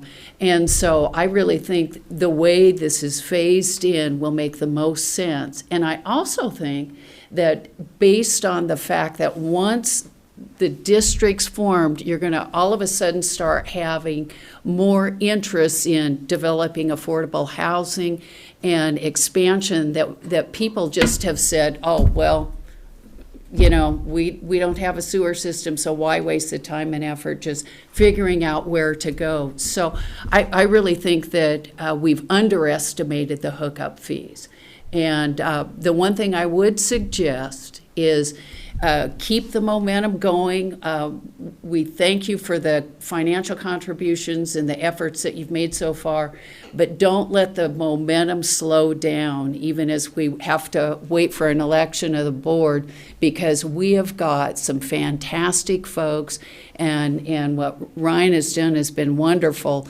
Let's keep it going so that as soon as that board of directors is elected, they can move forward and get this thing off the ground. Because I believe in this case, like Rick Isham used to say, who was the legal counsel for Deschutes County, Linda, it doesn't all happen in one day, but there'll come a time where all the stars are going to align and it'll happen. And I really think that's where we are right now with this project in Terrebonne.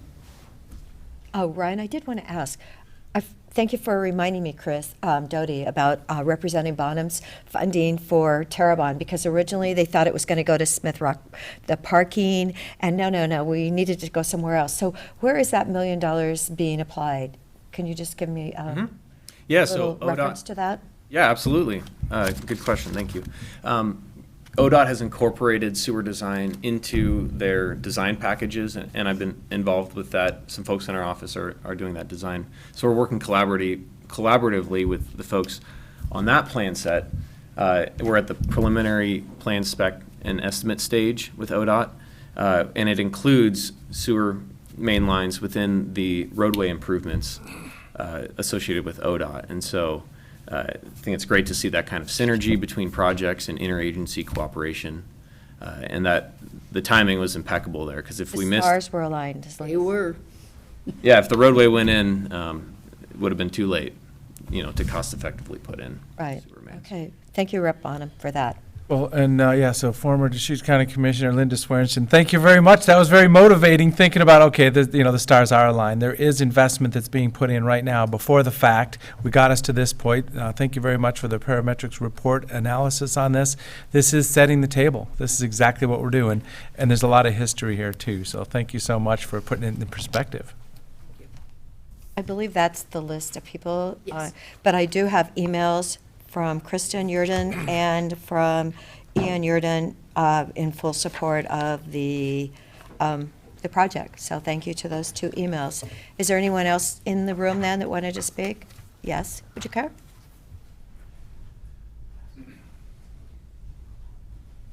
Came a little casual. Sorry about that, but It's okay. didn't wear the thing. So my name is Steve Bowen. I live at 9318 17th Lane in Angus Acres. And just kind of wanted to share a couple things.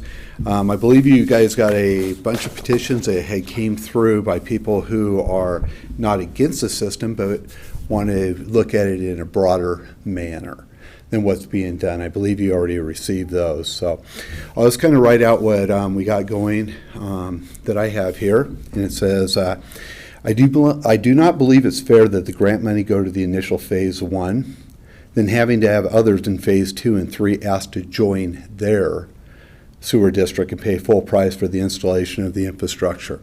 This was a common theme that I ended up having when I went around and was gathering petitions, and they thought, why is the money going here versus put the infrastructure in first and not have to pay the $100 or $125 a foot to have that line extended. So with that, I'll just read through this. This appears to be self-serving since these are revenue-generating properties. That is most likely going to get these initially. The cost of of having a waste-type system is part of the operating costs of owning a business. Any grant monies along with any other county money should be used to put in all of the lines through the phases initially. If it becomes necessary for any property to hook up to the sewer, the lines would already be in the right-of-the-way of the roads, and each individual residence or business would then be responsible for their hookup and the cost of running the pipe to the trunk lines. The idea that the county would allow a sewer district to be formed by a special interest group of Phase 1 businesses and a couple of the owners or property owners would be in control of what happens in Phase 2 and 3 is not inclusive of all the other property owners in Terrebonne. The elephant in the room was brought up by Mr. Chang when he asked the couple questions about who's going to pay for the rest of the infrastructure when the initial money was going to the Phase 1 group. So with that, I'll keep going with that, excuse me. Why should these Phase 2 and 3 need to ask permission to join the Phase 1 sewer district? We've been told that the sewer district will be basically Phase 1. Anybody in Phase 2 and 3 will have to ask to join that. It's not just a given. So again, and then why would we have to bear all the costs associated with the extension of the lines? As per the news Z21 story, it's described how the trailer court was going to expand once this new sewer system goes into place. How self-serving is this?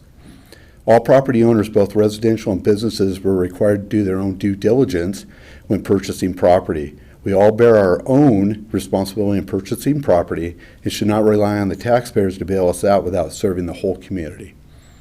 Deschutes County has identified that if Angus Acres properties that are currently on the septic fail, they'll need to hook up to their community sewer system or repair if allowed. The system has already been identified that it may or may not be at capacity by DEQ. Last reports have shown that Angus Acres community sewer is not in compliance with DEQ standards. And that's the sewer part, not just the septics. In Angus Acres alone, this impacts approximately 100 plus homes. How is this less important or critical than the Phase 1 business concerns. This is impetus of having to put lines through our community before anyone is allowed to hook up. The county should take a look at who approved these systems initially and what burden that will take on the approval department that allowed this to go in. If the community septic system fails in Angus Acres, the homeowners of Angus Acres have to have this system fixed. Right now, there are folks that are going through this, and with the system at capacity or near capacity and already not in compliance, we're talking $600,000-$700,000 homes that are not going to have a septic system or any type of wastewater system in there. Okay, so all property owners will need to share through disclosure also if we go to sell our homes, because they'll be in Phase 2 and Phase 3. And if they go to sell this in the future, they're going to have to disclose that they are in a proposed sewer district and what that cost will be. So again, that's just another thing for people. If their system doesn't fail, if the system, their septic system doesn't fail, the sewer system doesn't fail, they're still going to have to disclose this. If the county is truly concerned with the community of Terrebonne and the issues regarding failing septic system, we need to take a step back and look at alternatives with the grant monies and what the county participation is. Some folks have already paid a price to be on a private system that could fail at some time. Does it seem fair to these folks to have to pay twice when others are getting it paid for by the monies already spent by the county and also what is being proposed by the grant? And again, Mr. Chang, I think you brought that to our attention. This needs to stop now and consider what the true ramifications are concerning special interests, the needs of the whole community, and how the perception of the county interest looks towards what is best for the whole should be explored. It was a very short time ago that the Terrebonne Refinement Plan was discussed at length, the concerns of the community and the impact of all the residents and the businesses. The refinement plan will be a large impact to the quality of life. How can anyone with a straight face that this again will not impact the average homeowner if they are allowed or if they're asked to bear the cost of the extension lines? I see a great division of the community to occur. This has been brought to my attention a couple times when I was out getting some petitions, and know that the county believes that inclusion, diversity, and the fairness is the backbone of our way of life.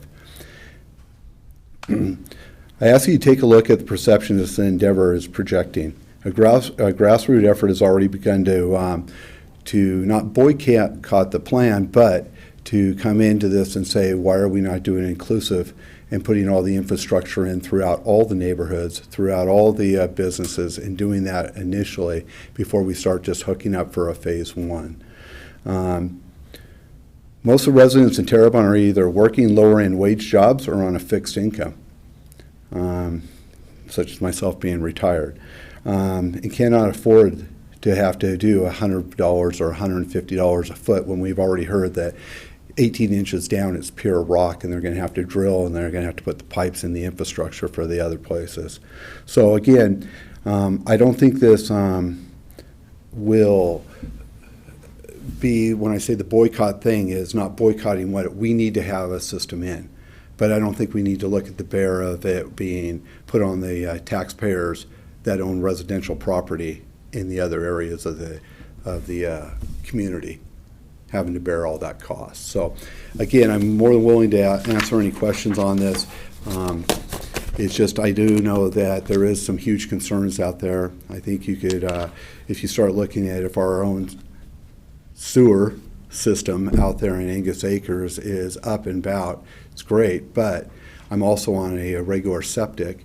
I've worked with Todd on that, and I know that I do have the ability to hook up to the community sewer, but the problem with the community sewer is it is at full capacity right now.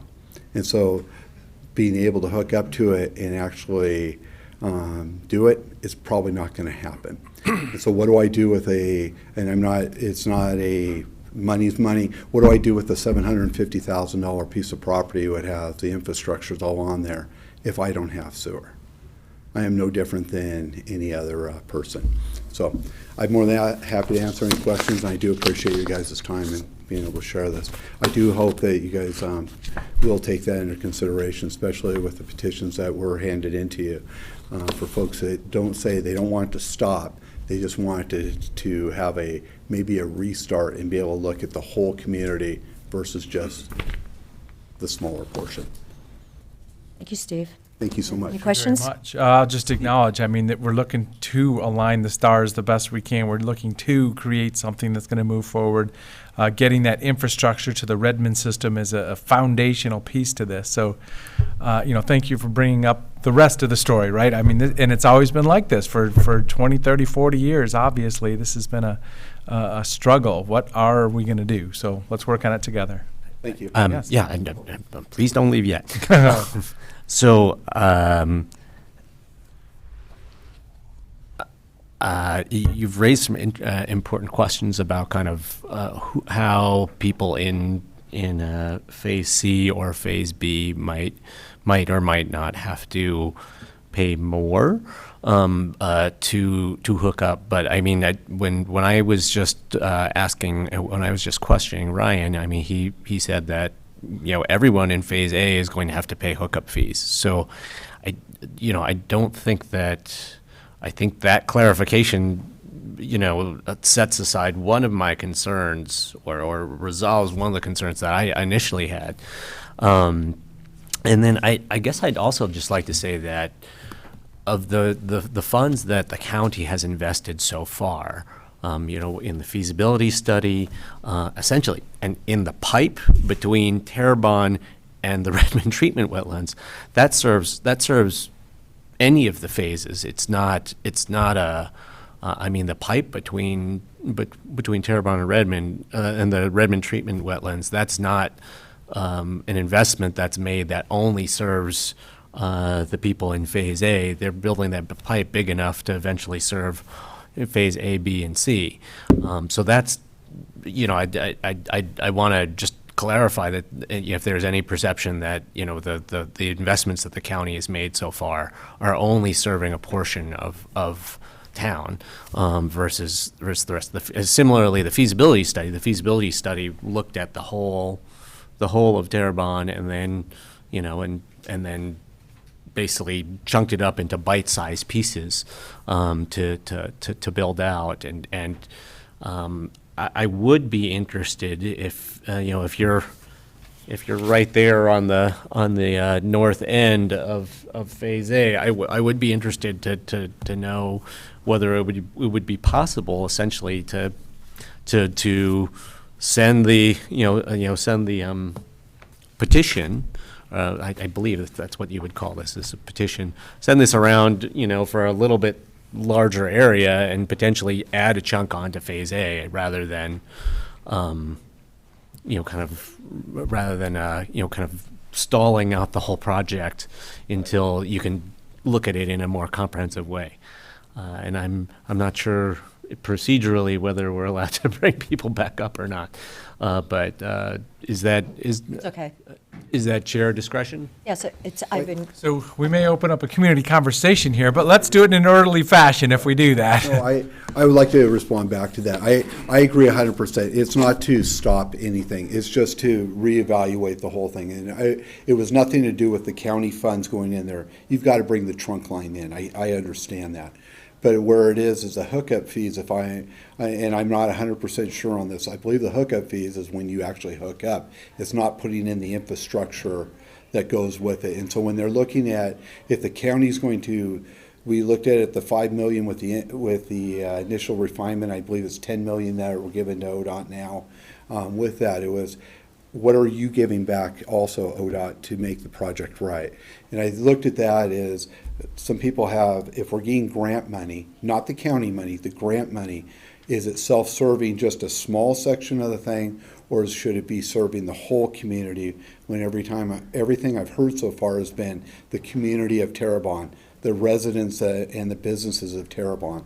We're talking the whole community, not just the small. So not take the county money away from it. The hookup fees is one thing when you actually are pumping the poop into the drain, right? Or into the sewer system. We're talking the infrastructure of putting the main trunk lines through all the neighborhoods. And I agree with you on the other part of it, the community out there. With the sewer system that we have now, do we need to have a larger chunk put into that system to be able to have all the people say, yes, we want to look at being part of Phase 1, because we are phase 3 right now out in there. And I believe we were developed as phase 3 because we had our own community sewer system that again in 2019, DEQ said we are not in compliance. Are you in compliance today? I don't, I believe Todd might be able to answer that one. So, simple question, are you supportive of creating a district? I am supportive of. That's what we're here about. Yeah, no, I. And because there's going to be moving parts all around this. I'm definitely supportive of a district, but I know the folks that we've talked to want to be inclusive into it with the infrastructure, with the grant money being in there. And then with the possibility when our systems fail, because my home now is 15, 16 years old.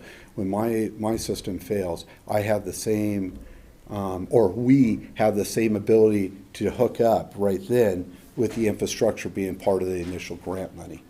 Looking at the whole inclusiveness versus saying, yeah, I've got to extend down C Avenue to 16th, down Angus Court onto 17th Lane at $100 or $150 a foot. What did you say your home address was, Steve? 9318 17th Lane. And that's in Angus Acres. So very much I am inclusive of it. I know there's folks who want to have it in there because then they can build into their, put a third bathroom in or whatever they wanted to do into those things. Absolutely. Thank you. Okay, But I think it's just something to look at. Thank you. all right. Any other questions? That's good. Thank you. Thank you. No, I was just looking at where you were down on Angus Acres. Thank you for that you. information. Linda, did you want to address this? Linda Swearingen again. First of all, we want you to know that the goal is to hook up anybody and everybody in Terrebonne. We just know through our analysis that in order to make it feasible, we had to pick an area to start with. And trust me, when it comes to people wanting to get in, we want them in because the more volume we have, the cheaper it is for everybody. And so I would like to say we did talk with several people from Angus Acres as well, and at the time they said they were not interested in being in the first phase. And I will also say that as a district is formed and the board of directors are involved, if Angus Acres or some of these other areas come in and say, hey, we're ready to go, that boundary for those phases can change because the goal here is to get people hooked up.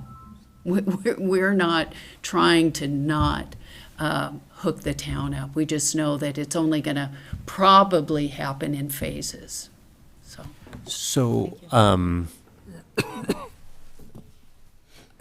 what is the, we have these phases mapped out right now. What is the process for, if there's a neighborhood that says, we have the critical mass of people to sign, to sign to join, could they just do that at any time? Draw a little boundary, go collect signatures, give those to you and join, or do they have to? They can ask to be annexed in. I mean, that technically is a legal question if our team wants to answer that. But Ryan, real quick, could you just show where you would hook Angus Acres up? I mean, we've given a lot of thought to how this can be hooked up because it is right on the line, the trunk line, so it can be hooked up. I see the red line running to like a block. Because I mean, if it's pretty easy for a small area to basically do a signature gathering process and then join in, then Mr. Bowen, it goes back to you to basically rally enough of your neighbors to have the collective will to get in on phase A versus being in phase C. Would we say that phase A, B, and C are just names, as in they're just names and- they're not like A before B before C? Exactly. So it's just 3 names. Yep. Thank you. Hi there. My name is Marika Sitz, for the record, and I am an attorney at Jordan Ramus. My colleague Steve Shropshire and I have been working with this group since February. I just want to address the annexation question.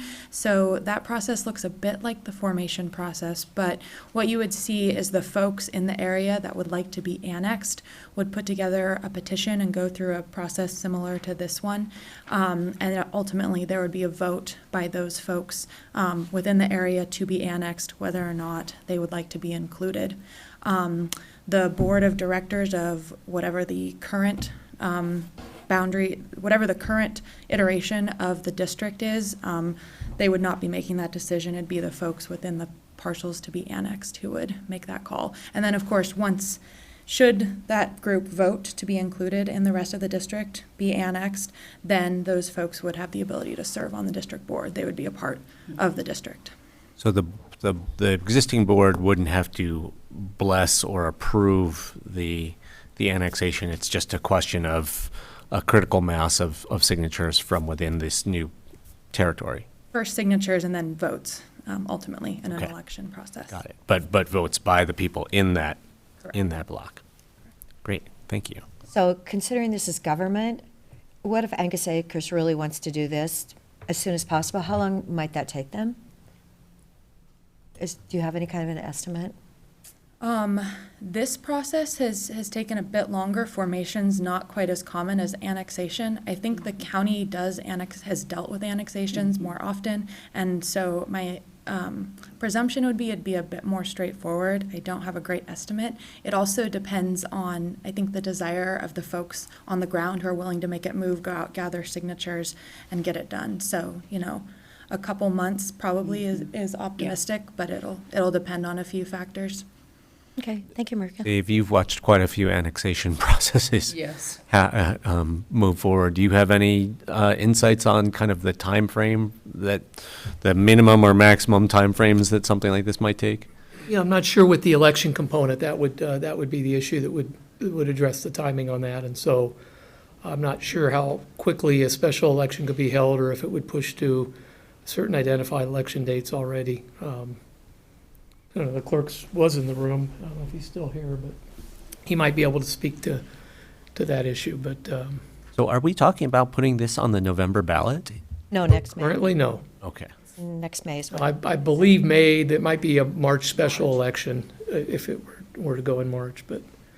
And Steve, can you do if you did a special election in March, can you just clip it to this geography as opposed to sending ballots and voter pamphlets and all that stuff out to the entire county? Commissioner Steve Dennison, County Clerk. Yes, so my understanding is your vote on the November 2nd would determine whether this is going to go to an election or not for the formation, and any annexations after that would be an election after that fact. I'm not sure if it could go on the same election, an annexation could go on the same ballot as the formation. If that answers your question. And then, same thing, a question of timing and effective dates. I haven't seen specifically the annexation of a sanitary district, which is different than obviously any of the more common ones we see right now, fire and whatnot. Thank you, Steve, for that. We'll learn about this together. Eric, I hear we have a couple people on Zoom. Do you want to see if they're on Zoom to testify on this issue?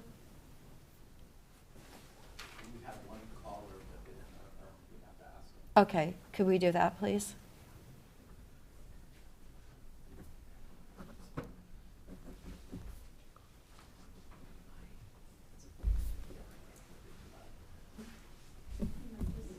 If you could ask them, ask the last couple of digits of the phone number and. What are the last digits? 1239. Yes, if you're on the call and you want to make testimony regarding this Terrebonne sewer system, could you please unmute yourself? What is it, *6 or something? Yes, *6, so we can hear you. Okay. I see Angie. Well, we're talking about setting a date for November 2nd for completion, so that there'll be opportunity for input between now and then. I guess we'll confirm that. Will there be opportunity for input between now and the November 2nd date? You know, if somebody is following this, they hear about it today and they want to get us an email or. Yes, the record will be open until you begin your hearing on November 2nd. So, and certainly people could show up at that hearing as well and provide any testimony or information that they might deem So there's relevant. plenty of opportunity for more information. Yes. Thank you. Okay, great. Thank you, Dave. Okay. That person never identified themselves then? Okay, all right. Thank you very much. All right, is there anyone else in the room then that, yes, go ahead. Thank you.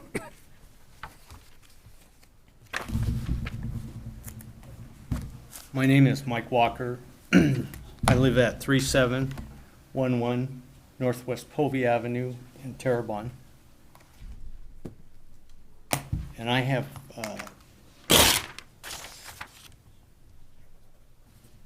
I joined the group in about December of 21 and began working with them. And I could quickly see that there were some issues or concerns that I had, and I raised those several times, and I kind of felt like they were dismissed or ignored. The main one being that I don't think anybody really put the effort into going out and talking to the community and getting a real feel for how many people supported this. So what I did is I went out and collected 150 signatures on a petition, which the form is a little rough, but the substance is certainly there. And these signatures were collected from people that are not in the red area on the map, or from anybody in Angus Acres who is on a community system, or anybody in Terrebonne Estates that's on a community system. So these are all residents outside of those areas. And there's overwhelming support for this system out there. I support it, but I do not support the way that they're doing it. Because what's going to happen that nobody has mentioned is, once they make the hookup in the red area, anybody septic who fails within 300 feet of that pipe is going to be forced to hook up and basically pay for that hookup themselves. So if a house, for example, is within the 300 feet and you have to bring the pipe down the road to your house, you have to pay for the excavation, the engineering, and any other costs that are included in that, which in Terrebonne will be substantial because it's solid rock. So I've heard $100 a foot. I've talked to a couple of excavators who work out there regularly. To put a sewer line in, I believe it has to be about 5 feet down. So you're going 300 feet at 5 feet down. They are kind of indicating that that cost will be somewhere around $300 a foot. For, you know, at 300 feet, that's about $120,000, which an individual would end up absorbing that cost. So when you hear people say, well, you know, if your septic system fails right now, you're going to have to pay $35,000 or so for an ATT system. With the way the formation is set up right now, you would end up paying $120,000 to get the pipe down to your house. And most of the people out there would never be able to absorb that cost. It's a cost that's way out of line. If we would just include all of the areas in the initial infrastructure, then the district as a whole has the opportunity to go get grants or low-interest loans, where individuals may not really have that opportunity. They're going to have to get the financing themselves or end up with liens on their property in order to hook up.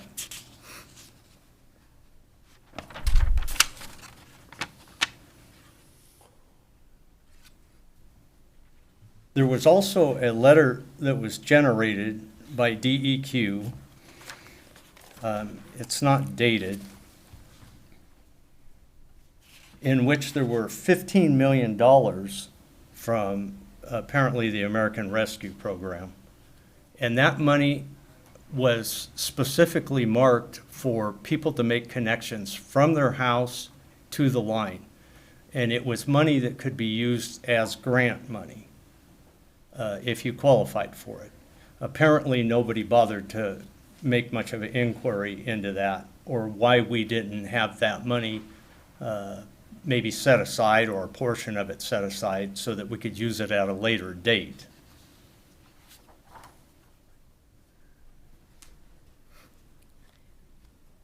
I think the residents out there have made it really clear that everybody supports it. Well, I shouldn't say everybody.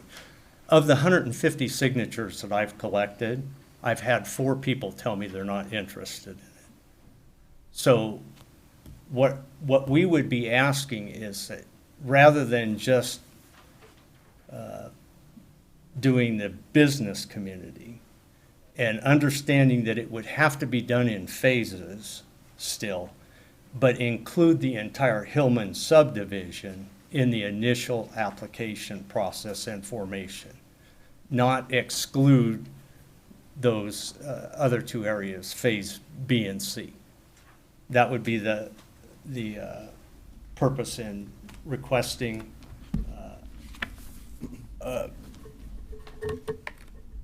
the group to reevaluate the way they're looking at it, I guess is what we would be looking at.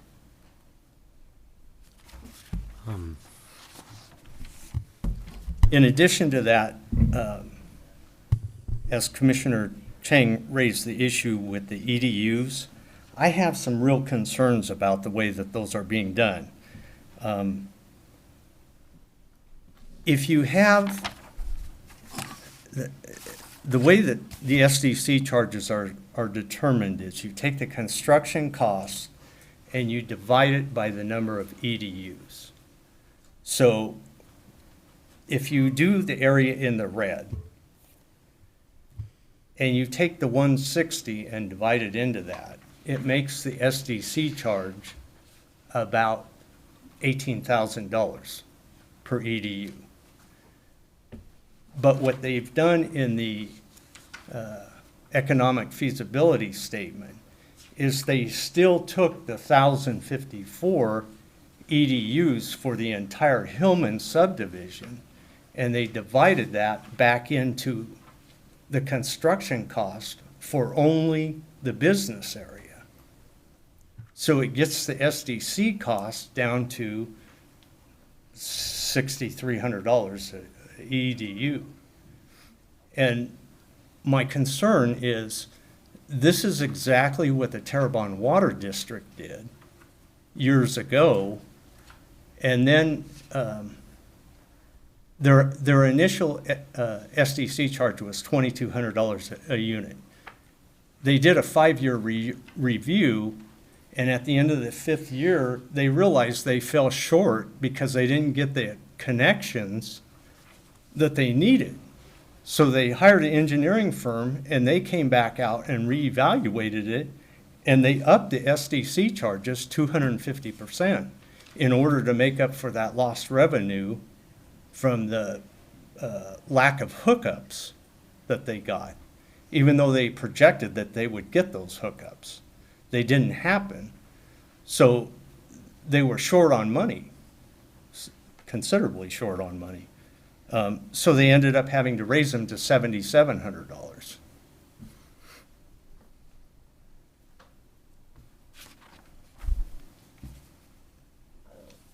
So again, as the residents out there, I would just ask that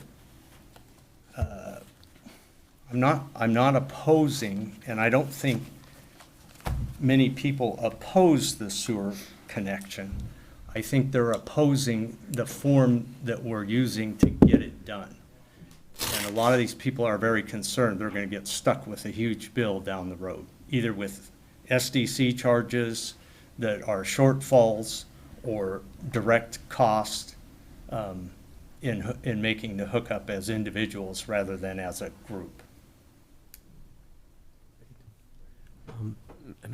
Mr. Polvey, or sorry, Mr. Walker, I was reading your address. Mr. Walker, if there's a perception that the people who are early into the project are getting a better deal, could you, as we were discussing with Mr. Bowen, could you make the rounds in the Hillman subdivision and assess whether there's a critical mass of people who are ready to sign on and at this point, and then just annex in before construction begins? I mean, it just seems like there is an on-ramp for neighborhoods within Terrebonne to get in on the project on the early end, despite the fact that these were the 3 bites that were laid out initially. It's not a barrier to you getting your neighborhood into the project on the front end, there's a lot of pieces of infrastructure that we need to talk about for me to understand better whether the people who are early in actually are getting a better deal than the people who are coming in later. But it seems like you have the opportunity through this annexation process to be one of the neighborhoods that's early in on the project. So would that address your concerns? My understanding is to annex in, you basically have to go through this process again. You would have to form a local improvement district. You'd have to hire engineering firm, law firm probably. And so to do the whole thing again doesn't really make sense when we can do it right now. Someone else would have to answer that for me, but I don't think you need to go through this whole process again. I think it's as easy as, it sounds like it's as easy as just, doing another petition, having, a critical mass of landowners sign on, and then putting it on the ballot with, I mean, I don't know, conceivably you might even be able to catch up with this ballot item before it goes to the voters in the first place. Okay, but again, why would we do that if we can just do it now and include everything? Because all of the people in, the people in Phase A, they had to gather a critical mass of signatures to qualify, to form the district and get it on the ballot in the first place. So they would just be asking you to do the same thing in your neighborhood. It's not I don't see it as a different, more cumbersome process. In fact, if people have run the trap lines, it seems like it's an easier process for you to draft off of them or piggyback on the process that's already moving forward. And we're getting into all sorts of super obscure legal procedure around formation of districts and annexation and stuff like that. But if I'm following the discussion we've had so far today, it doesn't sound like it's a very hard thing to bring this proposal around your neighborhood, gather the signatures, and then be part of, essentially, join Phase A. I guess I would just differ with your opinion. I think it would be much easier to just bring us in right now, the whole Hillman subdivision as a whole, instead of isolating sections of the community. But I don't know if you've had a chance to look at this document, but this long list of signatures that's in here, it's only from the Phase A area. So, I mean, you need signatures from your neighborhood for your neighborhood to be included in the district. You need signatures and you need a vote, whether it's kind of simultaneous with what's happening for Phase A or whether it's a later stage. Well, it's my understanding there's 2 ways to do this. You can either do it with a number of registered voters, or you can do it with just land mass. So if you have, I believe it's 15% of the total land mass, you don't even need a vote. You can- I think legal is at the desk. I'd like to hear what Dave has to say. Sure. Thank you. Well, Commissioners, I just want to clarify for you, the purpose of today's hearing is for you to either approve, modify, or reject the petition for formation. And the criteria is limited to, you may alter the boundaries set forth in the petition to either include or exclude territory that you believe would be benefited by creation of the district. This is not a county service district, so a lot of the issues associated with the equities of cost and all of that, that's for the new board that'll come into existence if and when this district is formed. It's really not in your wheelhouse to get in depth into that. It's just whether the territory as proposed would be benefited from this district. And you can, again, the statute says you shall either approve, modify, or reject that petition. So you have the ability, if you wanted to modify the petition to include territory that you believe would be benefited, that is contiguous, you could do that. And then that would be part of what would potentially be formed as a district. Where it fits in with the phasing, that's for the board that would be elected. That's not for you. That's not in your wheelhouse today. So to take it further, what you just said, Dave, we could actually say that areas A, B, and C are included? I mean, right now, we're looking at... In the formation of the district? Right. Yes. But is that what would appear on the ballot in March or May? I mean, are those... Well, assuming it goes to the ballot, it'll depend on people within the proposed district boundaries, whether there's enough people that request an election. If there's not an affirmative request for an election, then on November 2nd, you can issue an order that creates the district. So it kind of works in reverse to some. The district will be formed on November 2nd by your board order unless enough people meeting the 15%, the criteria there of 15% of the electors or 100 electors, whichever is lesser, registered in the proposed district unless they file written requests for an election. So I hope that simplifies it a little bit here, but we seem to be going a little bit off issue here, and those aren't issues that really are before you.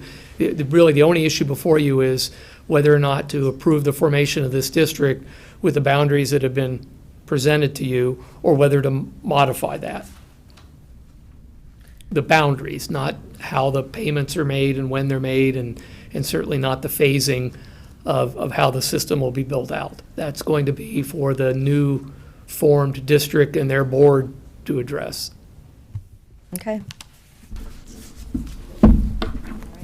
I will say this, it's a very draconian process. There have been attempts, as long as I've been an attorney, to fix ORS Chapter 198, which governs this, and every year it fails in the legislature. It doesn't go anywhere. It's a very confusing process, if that helps. Okay, all right. Thank you for that. Okay, yes, you haven't testified yet. Hi there, Kristen Yurden. Oh, Kristen, the letter. Hello.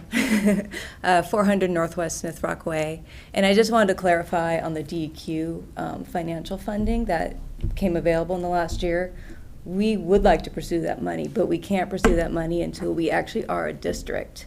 So the county could pursue it, and I think they were pursuing it, but at the point when anybody could have applied, the funding was determined to go to fire-affected properties that were affected in the last year. So that round closed. There is another round that will be taking applications, and we are looking at that, but we have to be a district before we can apply. Right. So we're not ignoring any of these things, because I think that's one of the most important things, is to provide funding to people who need to hook up on their personal property, in addition to obviously funding for the entire project. But for the individual SDC charges and individual property work, we are looking at opportunities for that as well, just so you guys know that we're not ignoring that. So that's all I wanted to say. Thank you for that clarification. And I think another thing that's an issue you have, is the fact that they have the average income, I believe, of 56,000 or something for Terrebonne, which, you know, did they put Phil Knight's income into that or something? Or with the ranch or something, because, yeah, it makes it, you don't qualify for things because that income is so high. So, yeah. Steve, did you want to add something else? And then if there's other comments, realize that the record is open until November 2nd, and any and all emails would be appreciated. Great, thank you. I guess the last thing is, what your county attorney said was you had the opportunity to modify, reject, or approve this. I ask that you look at the modification of this, and I ask that you look at it in the fact that putting all three of the phases into it as a group, so we can look at the different things with the $15 million possible grants and that sort of stuff to look at the whole infrastructure. I ask that you don't just approve it right off the bat here, but you actually modify it. That would be mine. And that way we'll have time for, I've never met Mr. Walker, I believe it is. I've never met him before, but he has the same concerns that we do in Angus Acres in his part of the world. That would give us time to be able to go back, find out if there truly is a community need, let's say of the 100 homes in Angus Acres, that, you know, you break down what the businesses, again, you break down what the businesses are worth to that, but you break down what 100 homes in Angus Acres would, if it doesn't have a septic or a sewer system available, what you've just done to that economy with everybody moving out. Same thing with over in the Hellman district, I believe is what they call it. So I ask that you look at it as a modification to this, of looking at all three of the phases being put into a general lump on this. That'll give us time, as you were asking about the Commissioner Chang, about the grassroots efforts, to be able to go back and say, is there really truly a need? Are people going to do it?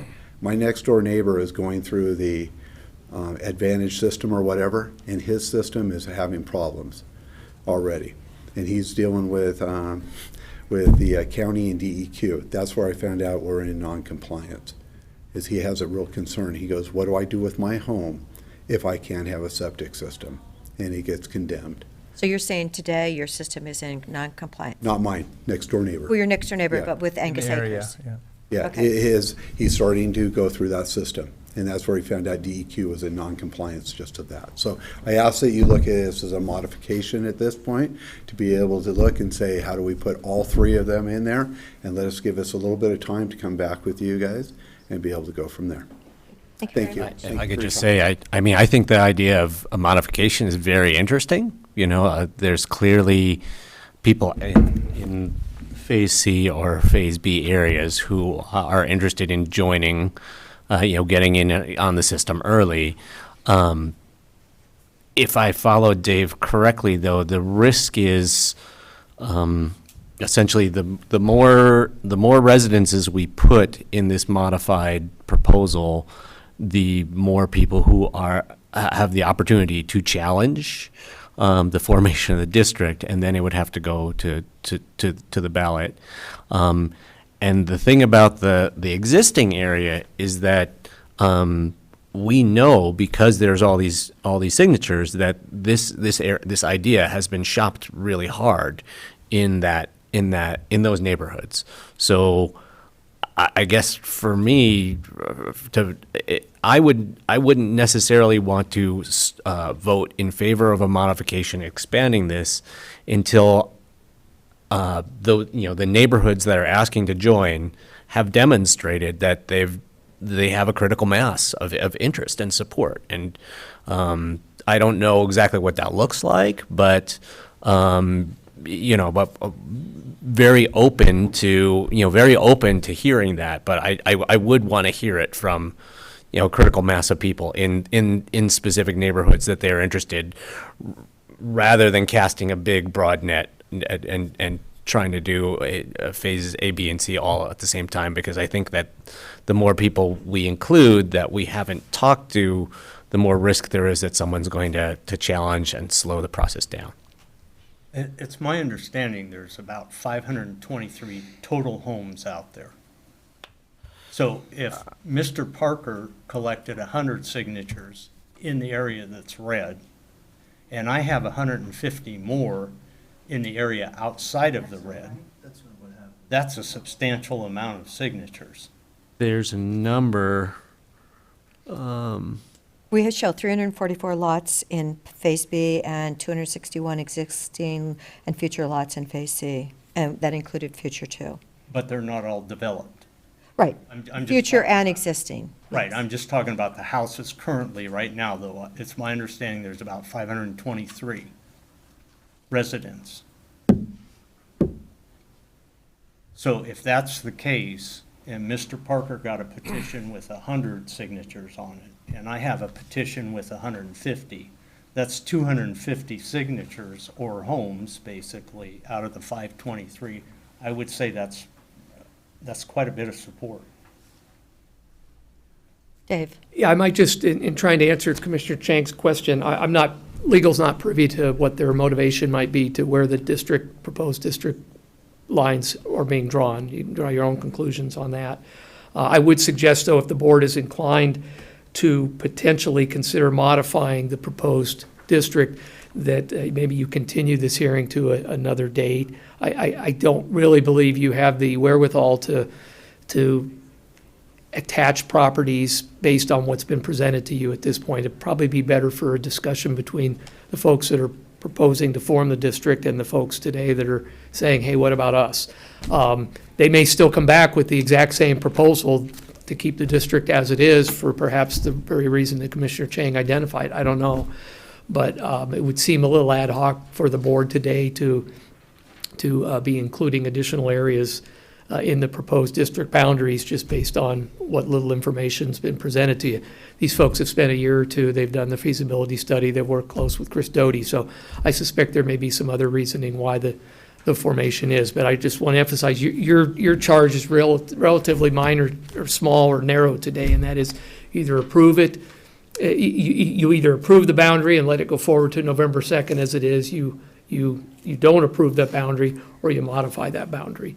And if you're going to consider modification of the boundary, again, I would suggest maybe a couple week set over to have this hearing continued and come back in a couple weeks and revisit the issue, and maybe give these folks an opportunity to talk internally, and they can come back and report to you what their discussions have been. and Dave, to extend the hearing, we would need a motion. Need a motion to extend a hearing. If it's beyond 4 weeks, we'd have to renotice it. If it's less than 4 weeks, just your notice and vote on that today would be appropriate for notice purposes. So do we have a date we're thinking of in? Well, so then I'd just like to acknowledge, so today's packet is the determined Phase A service area, and we're talking about if that changed, that is in the purview of what's There is a possible. proposed district boundary before you. You have every ability Phase to A. accept that today and move this forward to November 2nd. If you do that, folks within that district boundary will have until November 2nd to file written objections, and if enough of those are filed, it would go to an election. Otherwise, on November 2nd, you folks would form the district. They would have an election, I believe, in March to get their board of directors, and then they'd be off and running. Well, and yeah, and then we're hearing from other residents in the area that aren't included in Phase A saying, hey, what about me? I mean, that's kind of the big picture here, correct? Correct. So I'm just making, kind of grounding what we're doing here. Yeah, I think we're using terms. I mean, there's the district boundary, and that's what you folks are looking at, is what they're proposing to be the formation of the district boundary. And I'm referring to the, when I say Phase A. Just for clarification, when I refer to Hillman, that was what all of that Terrebonne area used to be referred to as. Original Hillman. plat.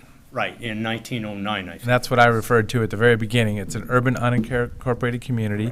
It was a platted spot of land. People have owned those smaller parcels this whole time, or, whatever the ownership is.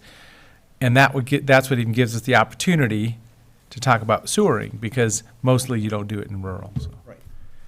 Okay, I believe we have a gentleman who's. Good morning, Commissioner Steve Shropshire. At the risk of extending things too long here, I just wanted to make a brief comment. As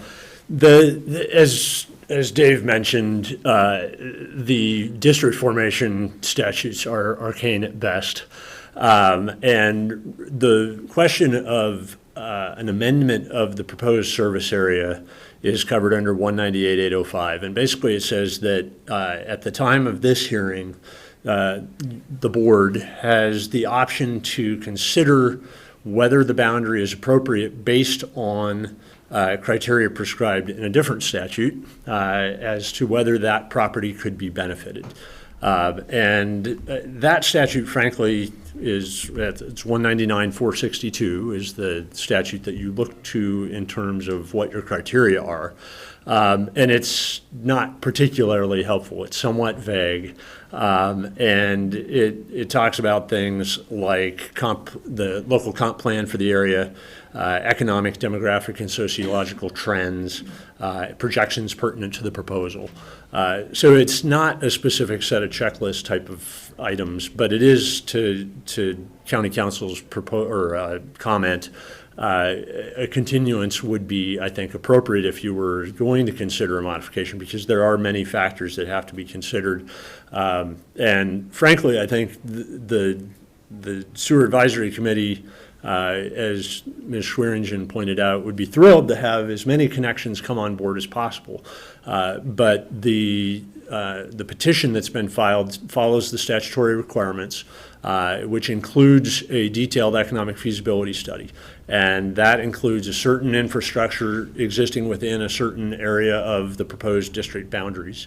And if a change of those boundaries was required or suggested, then an additional economic feasibility round is probably something that would be required, which would include additional time, expense, and effort to get to that point.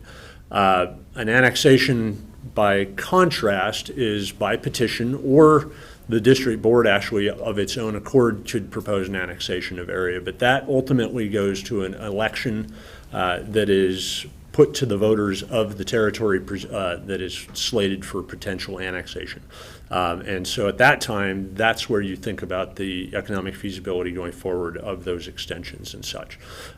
So there's a little chicken and egg here, because this is a community system that this group has worked very hard to try to figure out what's the best first step. And it's the economics of the matter, as you've seen in the economic feasibility study, are such that you've got to hit certain statutory requirements in order to be able to form a district like this. And then there's the whole practical side of economic feasibility and service feasibility. And so there are a lot of moving parts, granted, but I think the question before you really is yes, no, or amend. And if it's amend, then I think some additional time is probably required in order to go back and look at these statutory factors. I hope that's helpful. I didn't mean to confuse things, but No. that's the framework that we live within.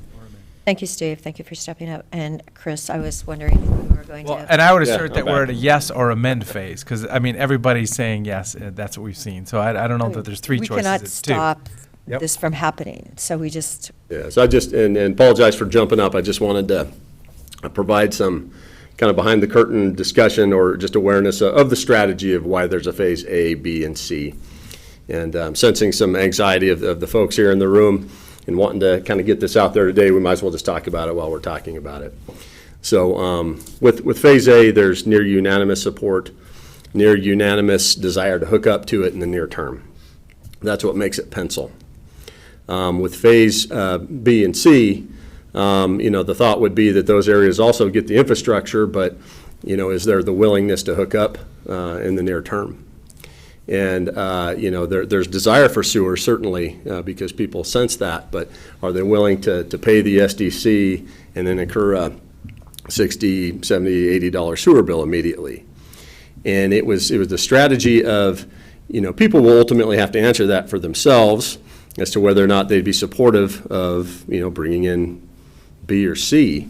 But, with near unanimous support, this thing moves forward on November 2nd as phase A and starts to gain momentum, further momentum.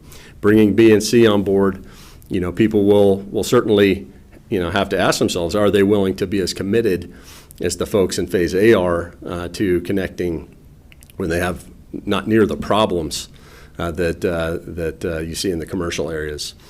Phase B is older Terrebonne, smaller lots, drill holes. Certainly that's why they're B, because they're right on the cusp and ready. But there's a lot of folks in there that may be supportive but wouldn't want to pay that sewer bill today. Phase C, on the other hand, larger lots, more reserve area, and so that was the strategy.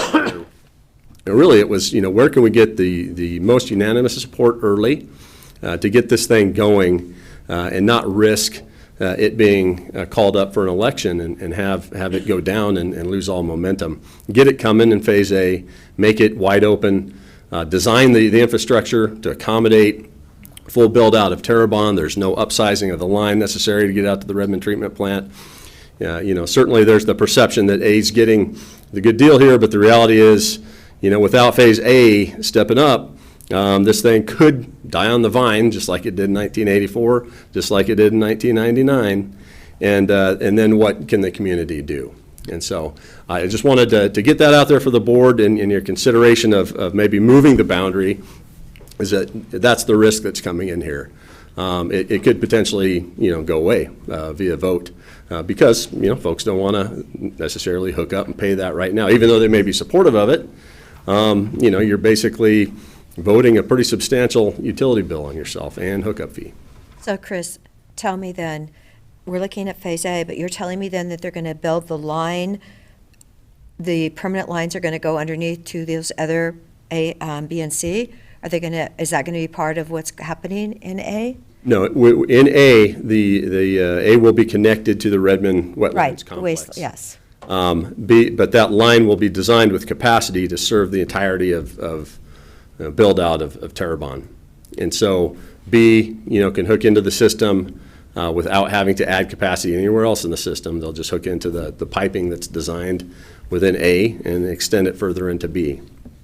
When we look at this map, there's these red lines running, up into the southwest corner of Terrebonne and then coming into the Phase A area. Those red lines are the mains that will be constructed as part of Phase A. That's correct. So there is like a red line that's like almost a third up in the Phase B. Correct, yes. So that one will be actually That's pretty it'll be closer.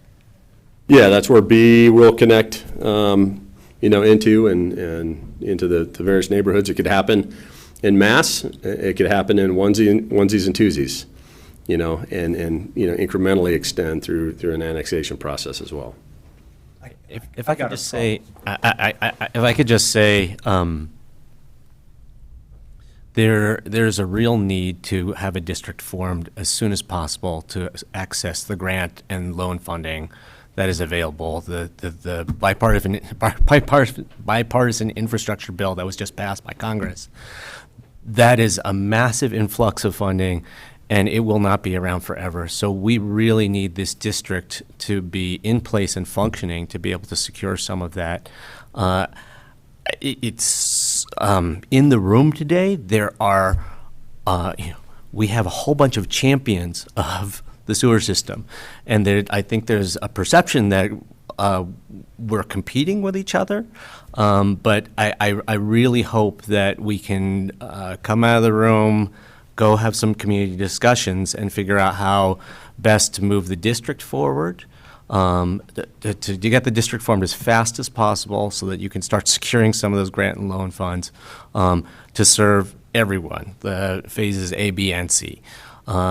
And I guess I would like to kind of, end the discussion pretty soon on that point. That there's homework that needs to be done at the community level. How do we come up with a project like this in a community where the strategy is to exclude the residents? How do we do that? I can explain that. My impression is that there was a core group of people who was ready to step forward early, and I had suggested numerous times that we have, because I was in this group, okay, that we have more meetings, or we send out survey cards, or we take a little more time to go to the community so we could include them initially. Those were dismissed. So we are where we are because the strategy apparently that was taken was to just exclude all of the residents. And I'm asking myself, how do you do a project like this and exclude the residents? Well, we have two options at this point to get parts of Phase B and Phase C in the project sooner. We can either hold this hearing open and explore modification. I'm open to doing that for a finite period of time, because it's an important question and an important option. But I don't want to hold it open for too long and risk the district that, the bird that we have in hand. Or we can allow this district, as mapped, to move forward, and we can annex. It sounds like the annex process, the on-ramp, is not that difficult, and can be done later. So I think the resolution of this question is best done at the community level among all of the champions of a sewer system in Terrebonne, and this is not necessarily something that the Board of Commissioners is suited to do, is to negotiate negotiate a collective decision for the people of Terrebonne that is best done by the people of Terrebonne. But those are the people we've excluded. There are, like I said, there are these two options: the modification or the annexation later on. We're holding. I would propose that we hold both of those options open for the moment and let you all go home and do some homework together. Did you want to say anything, Linda? Yes, I think we can do both things simultaneously. I think the most important thing today is to get the district formed and simultaneously work with those property owners that want to be included. And, one of the things that we did is we had almost 100% unanimity within that district.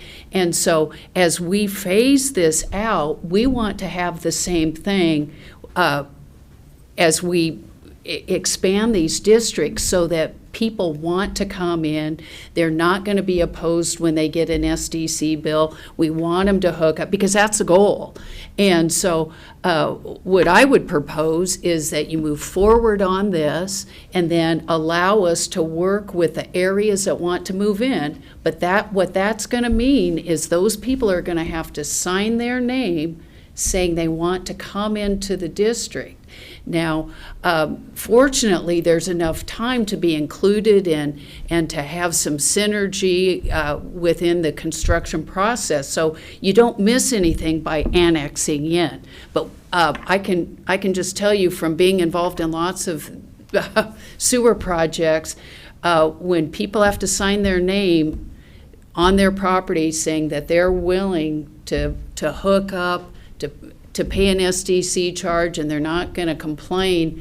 They'll always complain about what their monthly bill is, but we want to make sure this succeeds. So, we'd certainly be willing to look at Angus Acres, see how many people want to sign up for that to come into the district, and in your area as well. I would just say that I think once the formation's done, the deal is basically done. Okay. So Sounds like we're shedding light on the opportunity here, so this is what I'm seeing. And then, if there's people that are interested in being involved up front may be value, because of the shovels being turned in the near future. So I'm just seeing it that there's opportunities coming by doing anything here. Well, I would agree that, keeping it open at this point is probably the best thing to do, and see if we can figure out some way to include it. And I understand what they're saying about when it comes time to actually pay the bill, some people don't pull through, which again takes me back to the DEQ money that's sitting there, which would be in an area like Terrebonne would be crucial to getting a lot of people connected. Which we can't get until we have a district. Right, we've got to have the district. I understand the, I we're here. Yeah, it's a understand the circle. Well, we're on it's a chicken and an egg, and we've got to move forward because we do have the ARPA funding. Those projects are supposed to be done by 26. So, Chris Doty, is there anything else you want to say? No, just that you know, I understand the fear and and the perception, but that's not the case. System's designed to be expanded. That's the beauty of the STEP system. It's the expandability of it. The entire design of what needs to be there to serve the entire build-out of the community is there. Mr. Walker owns developable property in the northwest part of Terrebonne. That trunk line that comes down C Avenue will be there for him to hook a future subdivision into if he so chooses through an annexation process. So that, you know, the strategy again is give it to the people that need it, want it first, can make it happen. Have it be there for the people who need it in the future, who, you know, could potentially trip it up if we're not careful enough in how we draw the boundary. Well, so now I'm kind of deliberating towards where we're going to go here today. So remember, I mean, there's been checks written. This is support, full support by your Board of Commissioners. If stars are aligning, let's make sure we're ready to proceed. I heard about this years ago, and we all sat in this room. I think it was the budget session a couple years, 3 or 4 years ago, and 4 years ago. And I was nodding yes at that point in time, and it took us this long to get here. So, I mean, I'm going to be leaning into this. If we, you know, postpone a decision today, that's just in light of the community conversation because it's getting close and it's getting real. But I'm going to be supportive in the end here. So then, as I say, I'm not real clear on if there would be a slight modification to this footprint or not. Well, I remember how This is hard deliberations for my commissioners. I had to work on with Tom Anderson to talk him into doing the third study, and I do not want to stop this project. I know the community really needs it, and I can understand the perception, you know, but we've got to get as much grant funding as we can. It's you know, we've got to go ahead in order to really, the need is now. So, Commissioner Chang, do we need a motion or something? I'm trying to decide whether You were close, right? Whether I want to move to keep it open for 4 weeks or whether to move it forward right now. Well, I think you know, if we didn't do action today, it'd be a week or two. Right, You know, it's I mean, gotta just be- look for a close date, just for this conversation to mature a little bit. On the modification. Right. Yeah, the ask that's out there. And if the ask isn't responded to, it's knowing that it's out there. We've already learned that today. Well, 2 weeks is on the 19th of October. If we- Dave, what do you? Yep, please. If I could I just clarify one point? I think there's a little bit of confusion on the subsequent annexation. So if the boundary is approved and the district is formed with the boundary, if there is an area that wishes to annex in, if there's 100% support from the property owners in that area, there's no need for an election. They simply come in. You handle those all the time Okay. with fire district annexations. It's very similar to that. It's only if there isn't 100% support that those subsequent annexations would require a vote. So again, if you cut off, you know, surgical pieces outside of the initial district that want to annex in, and they know ahead of time they have 100% agreement, they're going to come in automatically. It's a formality at that point. It's where there's some opposition, then it would have to go to an election. And when we have a single property annexation, that's by default 100%. 100%, and we see that in fire districts all the time. Correct. So I think That puts it in the perspective. impression was that all subsequent annexations into the districts would automatically require an election, and that's not the case. So then, if we had annexations approved in the near future, they'd be part of the initial investment, and the distribution of grant dollars would be fair and equitable for the dollars that are on the table today. I'm deducing that, so. I could imagine that the annexation terms are going to be different if you're way out on the edge, pretty far from where the original mains were envisioned for Phase A versus right on the edge, though. I mean... Yeah, it would certainly not pencil if you had to extend it 300 feet for one septic tank. Development property, a certain distance away where you can share that, you know, spread that cost around, a variety of different lots, probably would pencil. And it would be there, and it could be annexed, like Dave just mentioned, without a vote, because it's a single lot ownership. So I'm leaning towards passing this today. I'm just yeah. I would support that. There you go. So does someone move? So in support of setting a hearing date, I'll move approval of order number 2022-051, accepting the petition to form the Terrebonne Sanitary District and setting final hearing. On November 2nd? Do On we need that date in? November 2nd. Okay. Second. Any further discussion? I'd say great discussion today. I mean, thank you everybody for being here and doing this. Interesting how we learned a lot. I mean, I would just say while it wasn't in the staff report, because I don't think anyone knew that it was that it was a really important piece of the discussion today. I'm really glad that we fully unpacked the pathway for annexation and that people are hopefully a little clearer now on how that works. Okay, Commissioner DeBonne? Yes. Commissioner Chang? Yes. And the chair votes yes. And we're available for input on this topic for the next few weeks. I mean, this is a wide open issue at this time. Thank you. Thank you. Thank you for participating and getting more information to us. Okay, so it is now 10 to 11. We 10 have to another 12. public, 10 to 12. We have another public hearing.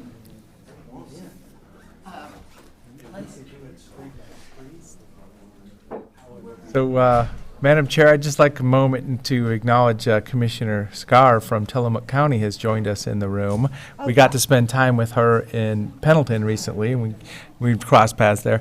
So, she mentioned she was going to be in town at 11:30 today, and I said, well, come on by. We might be finishing our meeting about that time. We thought we were going to be, but Didn't quite happen. Commissioner Scar, there's an item 2 items down our agenda about behavioral health funding, basically partnership with the city of Bend, which you might find interesting, particularly interesting. Not that everything that you've heard so far is it's good stuff. totally fascinating. okay. We have item number 7 with a public hearing. Cody Smith? I'm here. Good morning, everyone. Morning, Cody. For the record, Cody Smith, County Engineer, Deschutes County Road Department. Hopefully everyone finds my little item here interesting. I don't know, it's the road I drive on every day, Cody, so Well, and we'll yes, be sure of it. As soon as we started this item, everybody left the room. Okay, I'm going to go ahead and share my screen here. My presentation. Oh, I don't know if we're going to continue on with the meeting today past noon. I have a commitment for LOC that I have to leave for. Would you want to reconvene this afternoon, you're thinking? No, because that's from 1 to 2:30. So, Oh, so you say you have till 1 o'clock? no, I have to be there before 1 for my LOC presentation And panel. driving. Well, it's here at the River House, yeah. So I didn't know if you I'm guys wanted. flexible. Let's power through Our it. drop dead is 12:30, 12:40. No. It takes more than 4 minutes to get there. I'm supposed to be there before, I'm supposed to be there like at 1. So I need to be done at like 12:15, I would say. We might be able to proceed without. Okay, let's go, Cody. Yeah, we'll see. So Cody, pressure's on. Okay, so this morning we're holding a public hearing regarding proposed vacation for a portion of unused right-of-way for Fry Rear Road. Quick agenda here. I'm going to provide some background information, present the road department's findings and recommendation. We will then ask the board chair to open the public hearing. And after the public hearing, ask the board to consider order number 2022-042. So background information, Oregon Revised Statutes 368, 326 to 366 provide procedure for counties to vacate public roads, public property, or other public interest that falls under their jurisdiction. The road department has received a petition for the vacation of an unused portion of right-of-way for Fry Rear Road that was established in 1921. The subject right-of-way abuts BLM managed federal lands, and because the petition was not signed by the BLM, which would have given us 100% of abutting property owner signatures, Public hearing is required under state law. Here's a map of the proposed area. You can see there to the west, hatched in that striped hatching is the proposed vacation area where no public improvements exist. To the east of that is the as constructed alignment of Friar Road, which exists within an established right-of-way. That right-of-way was given to us by the BLM under a BLM right-of-way grant. The petitioners in this matter is Eric Vetterline, general partner on behalf of Desert Springs Ranch Limited Partnership, who are the owners of tax lots 2800 and 2801, the two parcels that right-of-way crosses over. Once again, the United States, or the BLM on the behalf of the United States, are the owners of tax lot 2401, which abuts this right-of-way, and they did not sign the petition. Notice of the petition and this public hearing was mailed out to adjoining property owners and affected utilities and agencies. No comments in response to that have been received by the road department to date. So based on all that, our findings, the subject right-of-way was established by Deschutes County with by order in 1921, meeting the requirements of ORS 368.326. The proposed vacation will not deprive access to any owners of a recorded property right, meeting the requirement of ORS 368.331. The petitioners, who represent the owners of more than 60% of the property abutting the subject right-of-way, have submitted a complete petition and submitted the required fee that meets the requirements of 368, 341, 1C, 341.3, 341.4, and 351.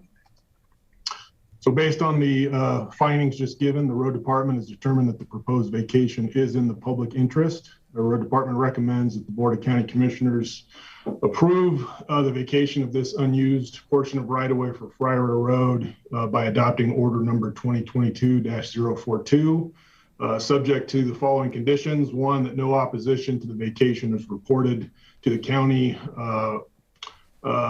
prior to the order presentation, which we have not received one, or during the required public hearing, which we will hold here in just a second, and that the vacated property will vest with the rightful owner or owners holding title according to law in accordance with ORS 368.336.1C. So at this time, I request that the board chair open the public hearing. And after public testimony has been given this morning, and subject to any testimony disputing the matter, I request that the board chair close the public hearing and that the board consider adoption of order number 2022-042. And last item here, for those of you wishing to testify via Zoom, I believe we do have some folks attending via Zoom that want to testify. You can use the raise hand feature located at the bottom of the Zoom application window to be promoted to a panelist. And with that, I will stop sharing. Thank you, Cody. I will now open the public hearing. Do we have anyone in the room regarding item 4 Friar Road that wants to testify? Okay, Eric, is there anyone on Zoom that has a raised hand? Okay, and phone? Yeah. Okay. Can you hear me? All right, thank you so much. Go ahead. Yeah, thanks. I'm a partner of the ranch. It's owned by, it's a family ranch that we've owned for 50 years or more along Friar Road there. And we just, realized that we had this old right-of-way that was designated that we wanted to restore to our ownership since the actual built road is improved off of our property onto the BLM. Originally the built section of Friar Road meandered further west through kind of the middle of those two lots. And my father in the 1980s worked with the county road department to locate it off our property on the BLM. So I'm not quite sure where the 1921 right-of-way came from, but anyway, it hasn't been used as far as I know. We're just asking for your approval of that vacation request. Thank you for that testimony. So you are in support of, so. I am absolutely in support of it, yes. Yes, good. Good to know. I'm thinking like, okay, let's hope it's just not someone that's opposing, or it'll add a whole new element to our morning. All right, is there anyone else, Eric, with a raised hand? That is the only testimony then that we have at this moment. Okay, so we will close the public hearing at this time. I believe, are we allowed to debate where we're at? So one question I have, this is for Cody, is there anything about the non-response from BLM for the petition, as in, is that interesting, or it's just kind of expected that they don't really have an opinion on that, or any thoughts? I don't think it's necessarily interesting. I didn't anticipate they would be providing any comments. Yeah, I'm just assuming it's possibly just not a priority. It's not even on the BLM, it's just next to it. I had spoken to the partnership's legal counsel prior to all this, when they were contemplating submitting this petition, that you know, they could certainly try to seek a petition signature from the BLM, but I've never seen the BLM actually be a party to any of these. So my expectation is the BLM was just going to remain silent in this whole matter. And so that's what it's just remaining silent. Okay, thank you. I had,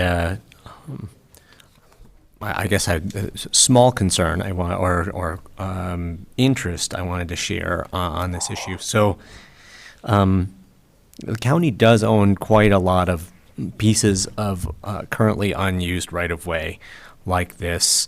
In cases like this, when that chunk of right-of-way is right along a road that has substantial recreational use, one of the things I'm curious about is whether if we retained this right-of-way, or probably like a piece of this right-of-way, and particularly not the part that squiggles way out away from Friar Road, whether we currently have rights to do things like develop just a little wayside or a resting stop for people who are using,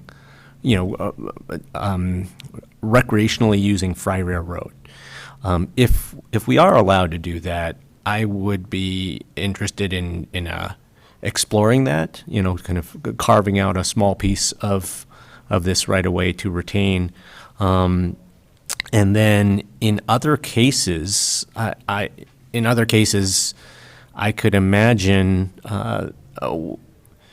there is increasing demand in our community for paved paths in county road corridors that are separated from the road, and having pieces of right-of-way like this is not very long, so it doesn't really get us to the goal of having a recreational corridor to offer to people. But if in the future we're looking at proposals like this that have a chunk of county right-of-way in addition to the standard right-of-way that exists along every county road, I'd like us to look at those pieces with an idea to support the recreational use of county roads in the future. So to go back to the question, Cody, does having this right-of-way give the county the right to develop like a small, some small piece of recreational infrastructure, something like a little wayside resting stop? The wayside resting stop question, I'm not really prepared to answer that question. Dave Doyle, if he's still in the room, might be, but in terms of whether or not that would meet the a development like that or an improvement like that would really meet the intent of the establishment of a public road right of way. I haven't contemplated that. That question's never really been asked of me. In terms of the multi-use path question, I mean that's certainly something that could be accommodated within a public right of way, and for the most part, with our existing 60-foot right of way and our 60-foot right of way standard, that's something that would, you know, in general could be accommodated within a 16-foot right of way. So vacation of this, the right of way that's being proposed right now certainly doesn't preclude or prevent us from, you know, if in the future, and that's part of a much bigger conversation that we need to have, that I'm also certainly not prepared for today, in regards to, you know, the development of multi-use path and trails along the county road network. But this vacation certainly wouldn't preclude that in the instance of Friar Road. So from the edge of the road with our 60-foot right-of-way, how much room do you have on one side or the other at this moment? Well, the improved width of Friar Road rather varies between 22 feet and I think maybe we have 26 feet in some cases. So you have anywhere from 14 to 18 feet either side of the road additional outside of the existing improved roadway prism. That's great to know. Thank you. Dave, did you want to comment? I certainly think if we're also, you know, if we're talking about recreational here, where our right of way for the current alignment goes across BLM, that we would consider constructing those on the BLM side of the road, not on the private property side of the road. If I could just add to Cody's answer. As far as right-of-way, I believe what you're proposing would be outside the scope of that, because normally it should be dedicated to roadway purposes. It typically are dedications of right-of-way. So keep in mind, I mean, it's private property that other people own. The county just has the ability to use it for roadway purposes, and so it's a dedication, but the underlying fee title is with the adjacent property owner. So typically, right-of-ways are dedicated for roadway purposes, and that would include, obviously, the traveled roadway and the various supports. And Chris and Cody could talk about the toe of the road and the foot of the road. And then we typically like to have a clear zone as well outside of that, where if a car goes off the roadway, it's not going to encounter something that could cause a problem. Pillars, big rocks, signage, things of that nature. So to use it for something akin to a recreational purpose or a wayside rest area or whatnot could get some pushback from the underlying fee owner that that's not within the scope of the right-of-way that you were granted. You're expanding the scope. You need to buy that from me. And that's certainly always an option is if you're going to develop something like that along some county right-of-way, that you could always purchase the underlying fee for that type of a facility. Again, that's not to say you can't, you know, there's some arguments that parking improvements are associated closely enough with the roadway itself that would be appropriate within the right-of-way. So it's just a matter of how comfortable you are sort of pushing that envelope and expanding the purpose beyond, you know, what's a very specific support of the roadway surface. And in a setting like this, where the BLM land is on the other side of the road, it would probably be easier to work with the BLM. Absolutely, yeah. Okay. Thank you, Dave. We're after a little discussion there. I'll move approval of order number 2022-042, vacating a portion of Friar Road. Second. Any further discussion? Commissioner DeBonne? Yes. Commissioner Chang? Yes. And the chair votes yes. Thank you, Cody. Thank you. Okay, we next have item number 8. That's, I believe, Janice, thank you. And Holly, thank you so much. Our health administrator, Janice Garceau. Yes, here she is. Good afternoon, Commissioners. Thank you for having us. I'm Holly Harris, Program Manager for Behavioral Health Crisis Services. I'm Janice Corso, Director of Health Services. I'm letting Holly take this one. So we're here today to request board approval and chair signature of document 2022-470, our intergovernmental agreement with the City of Bend. So as you all are very well aware and have been informed on this process, we've been working with the city to secure some additional funding to help expand upon our mobile crisis team to allow for non-law enforcement response to certain call types. So these funds that are given to us from the City of Bend are one-time ARPA dollars that would be good through August of 2024.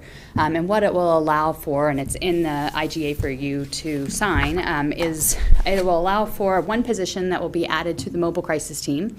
And we are going to plan to add this position to our night shift.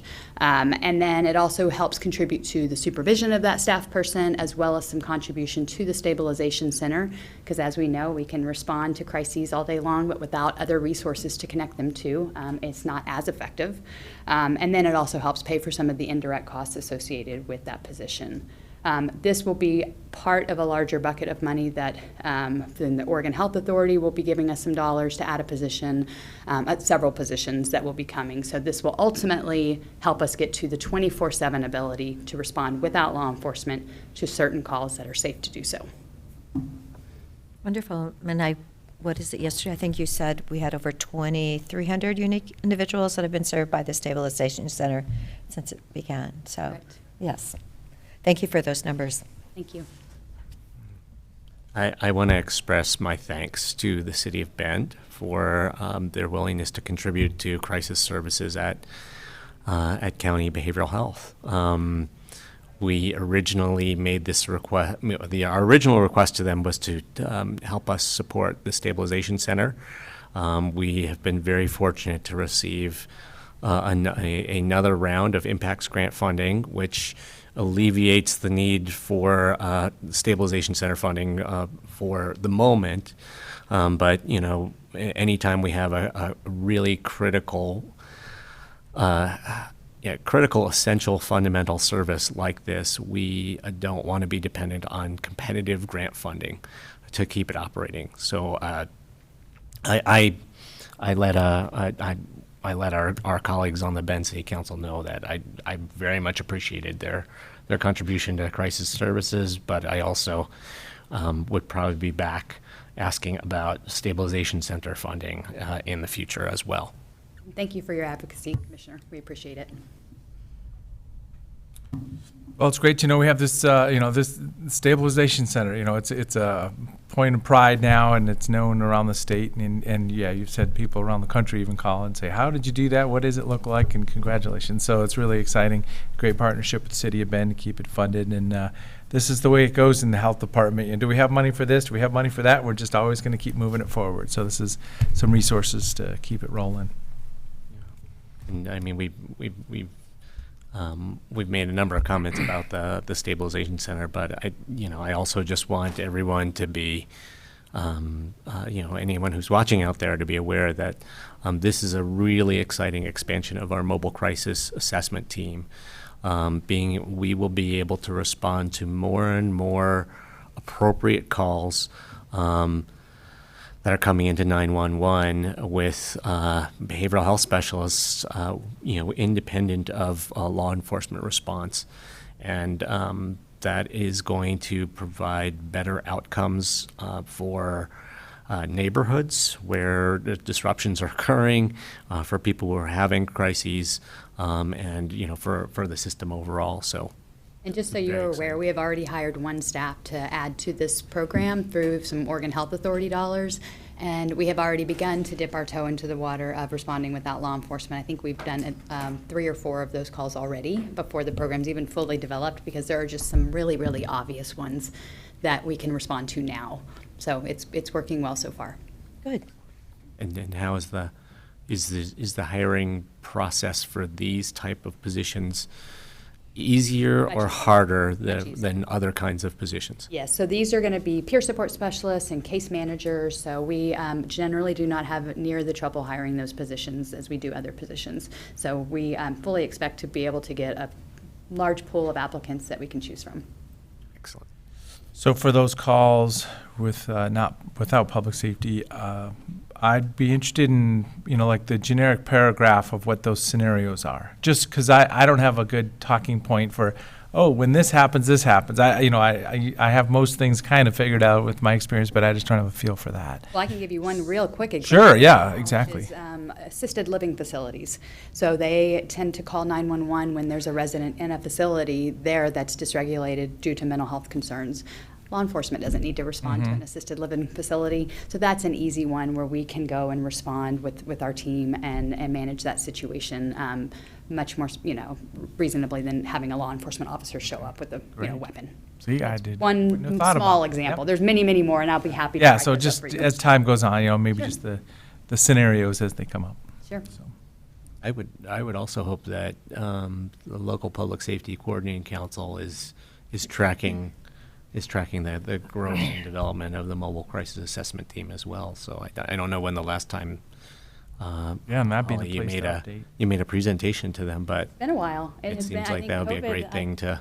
I have not been a part of that in a while, so I'd be happy to present before LIPSIC, and we're also going to be tracking an enormous amount of data related to this project, some of it by our own choice and some of it not, related to the Oregon Health Authority requirements with the dollars. So there will be lots of data to demonstrate who we're serving with law enforcement, who we're serving without law enforcement, what the scenarios are, the response times, all of that, and I'm happy to share all of that. Yeah, Thank you for all the data you shared with me yesterday. I think it was 4.5 minutes that law enforcement drops off, and what is it, about 62% of the people you see at the stabilization center are from Bend. Yes. So, and what, 3% are from Crook County? Yes. So, yeah, it's, You know the stats as well as I do now. I know, I'm like, okay, no, that, She's a numbers person. Well, we went up from 2,200 to over 2,300 unique persons in the program, so that's really good to know. Thank you, Holly, for all that you do. So do we have a motion then?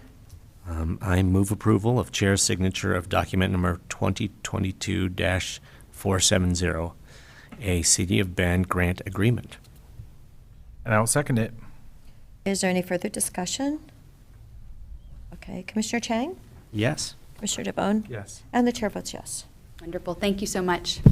Commissioners, thank you, and I would like to just very briefly note, because I'm not sure the news has circulated, that Holly will be acting as Behavioral Health Director until we recruit the position fully. So she is now your go-to for all things behavioral health. I have officially passed the torch temporarily, and that was formalized, I think, on the 1st of October. So thanks, Holly. We'll have to get her a new hat. You're not busy enough, For a Holly? crown? You're not busy enough? And I just wanted to, I don't think we have officially recognized Janice at a Board of Commissioners meeting as our incoming Health Services Director, and want to thank you for stepping up to that role, that critically important role for the county. Welcome. Yes, thank you so much. Now you get to focus on restaurant inspections, food trucks, water systems, and Don't forget swimming pools. there you go. Yeah, we have great teams in public health, so I'm really excited.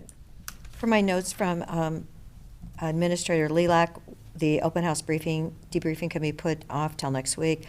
And there's just one grant acceptance, but I'm going to step out now because I don't need to drive too fast over to that. Okay. So somebody gets to take over for me. Thank you so much. Vice Chair. Oh, yes, sorry we didn't get to spend time together, but thanks for joining us. Yes, there you go. Now you've seen it, yep. Okay, so as the vice chair, I say we at least stand up for 60 seconds. It's been 3 hours, but we'll finish the meeting in, just like 2 minutes. Thank you so much.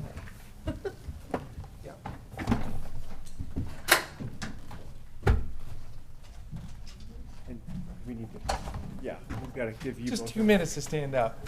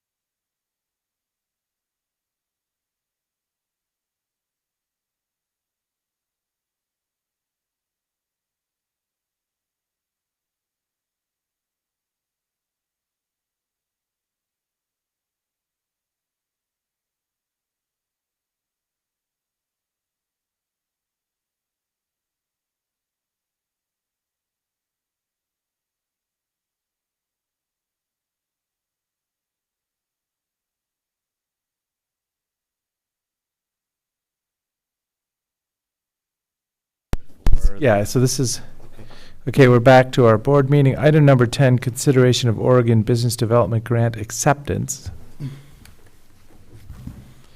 Jeff Hines, thank you. All right, thank you.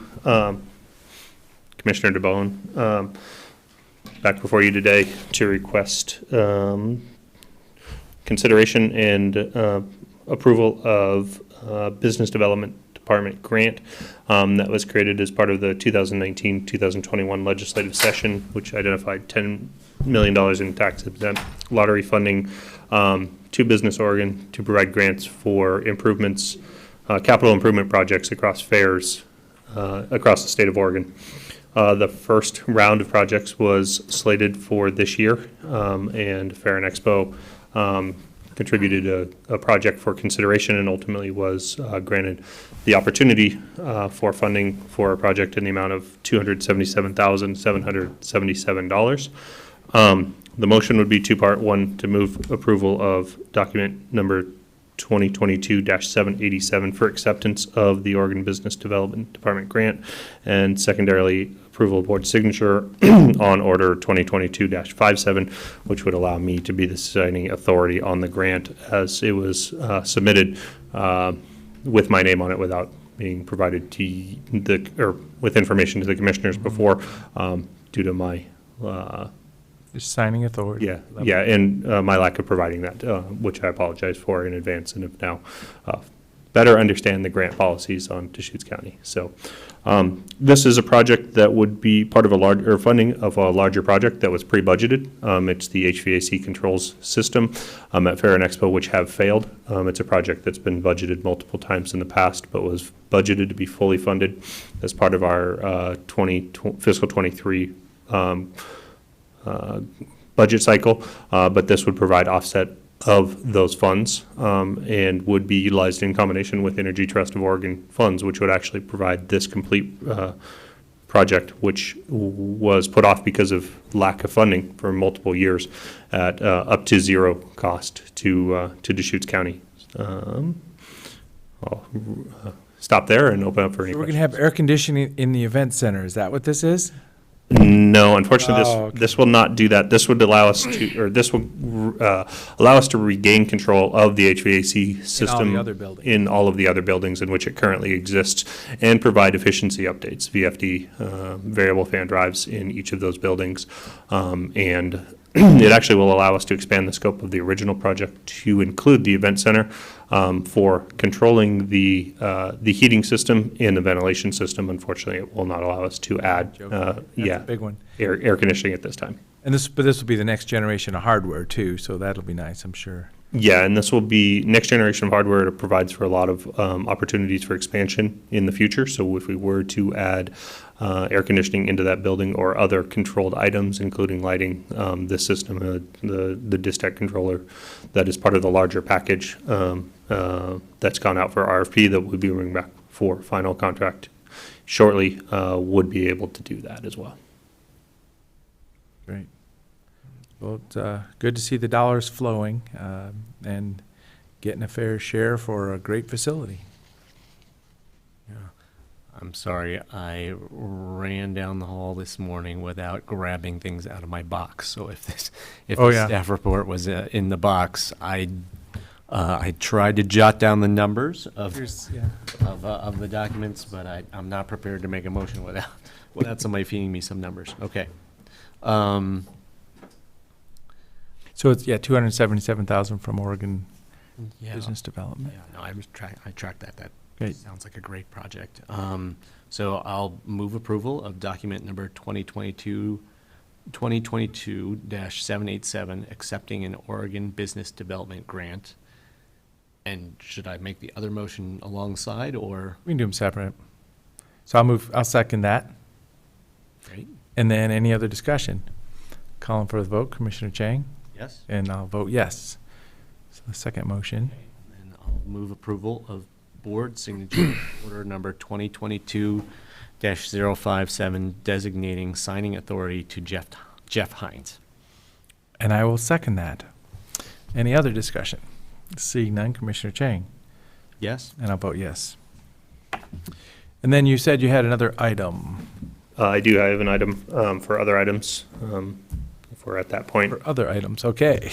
Yeah. Bring forward request for approval of a payment of $297,562.80 to Oregon Beverage Service, as this would exceed the threshold of my signing authority, and I believe others as well.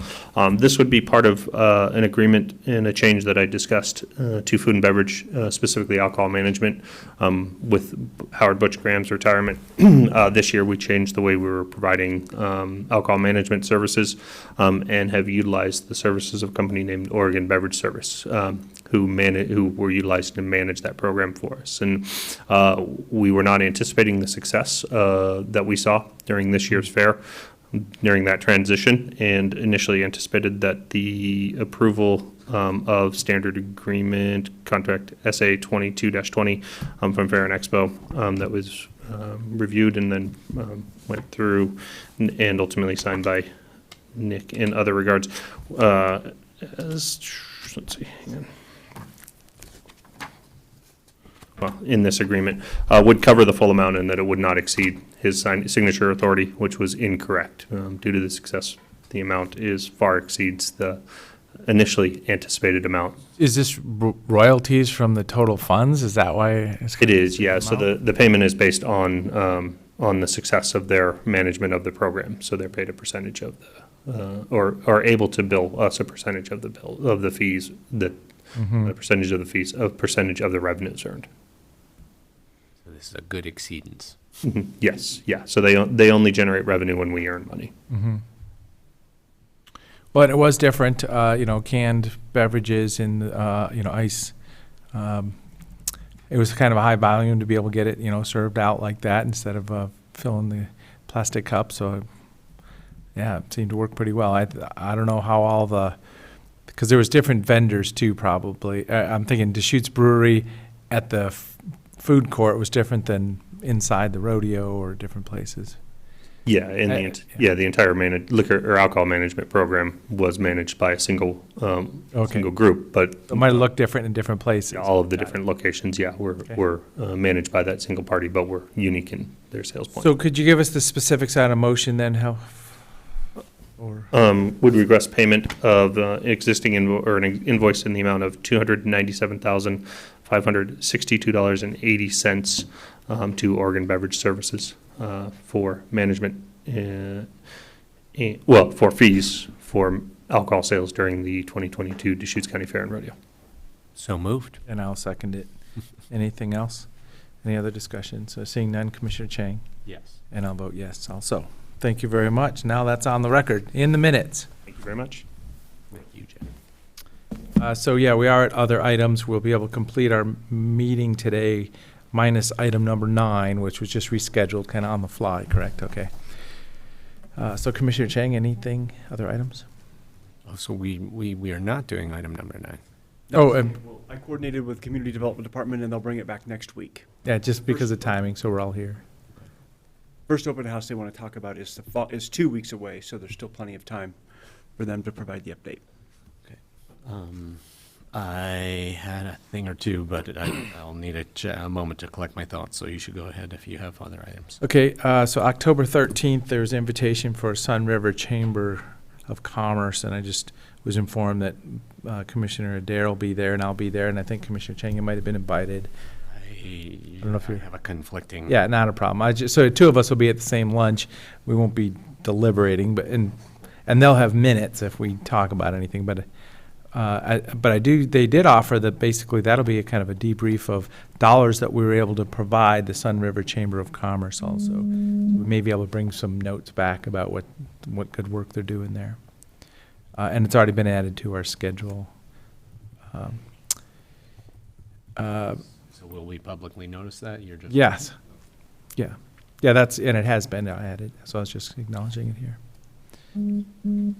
So our health benefits plan topic is coming, so item number 4 on a spreadsheet that was provided to us is covering discretionary abortions, which we had talked about last year.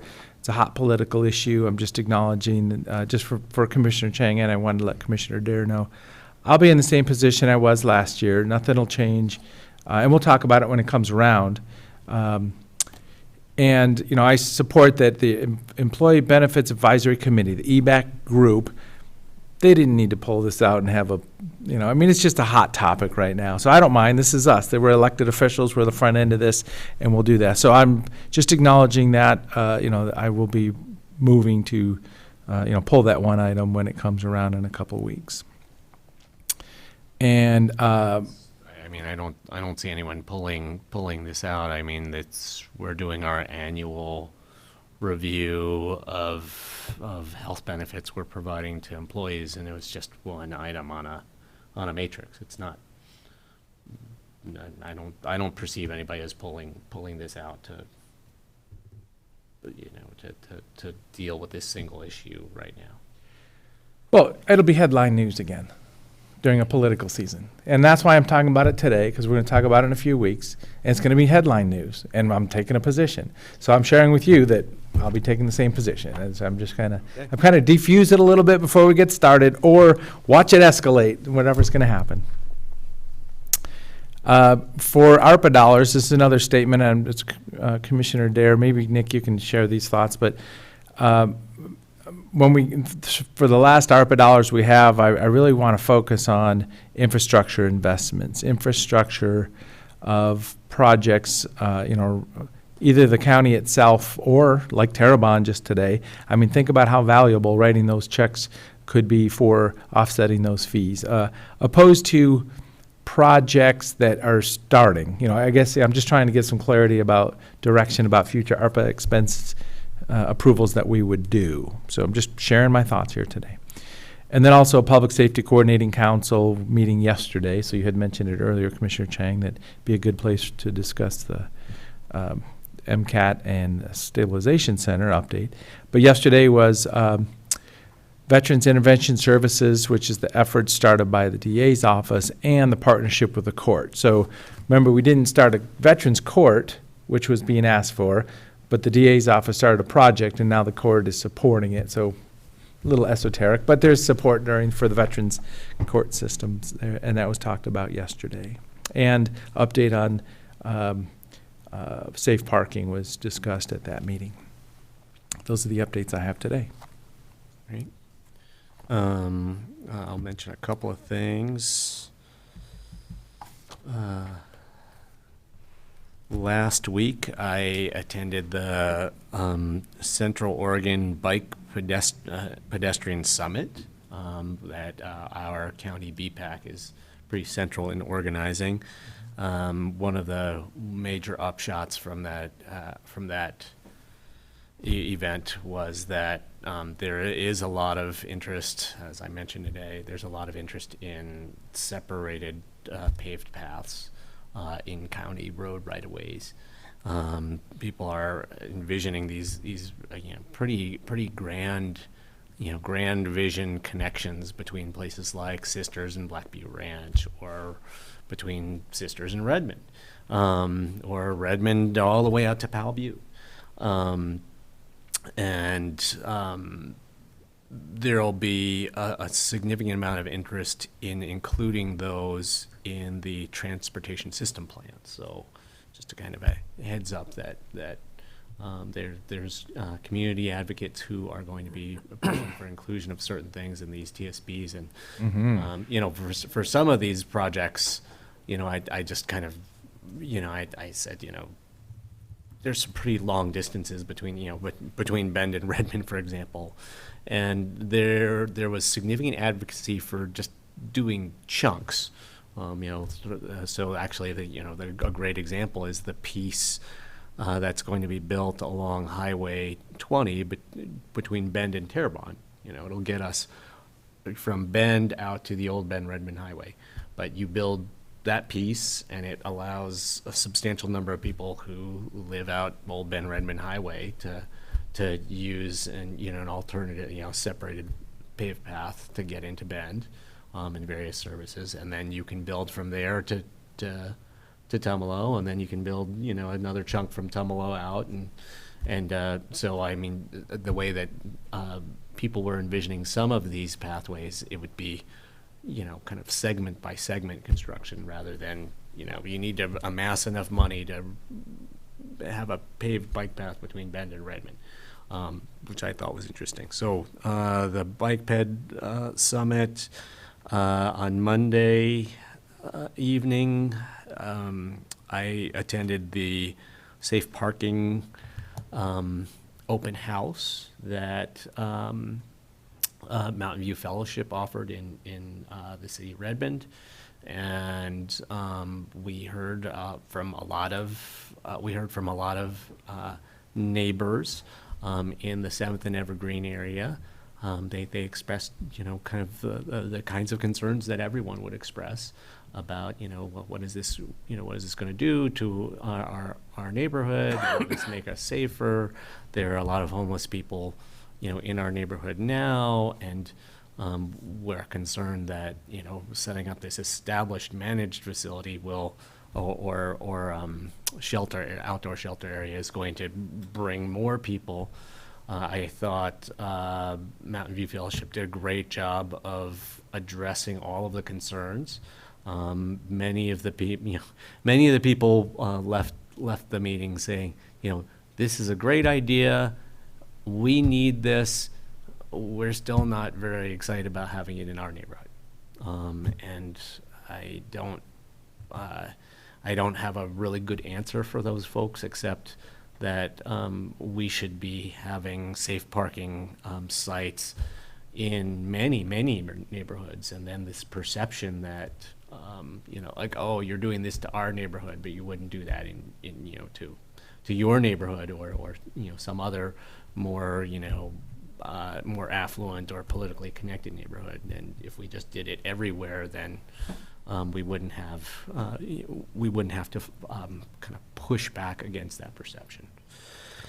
So safe parking, we had a meeting of the Public Health Advisory Board yesterday.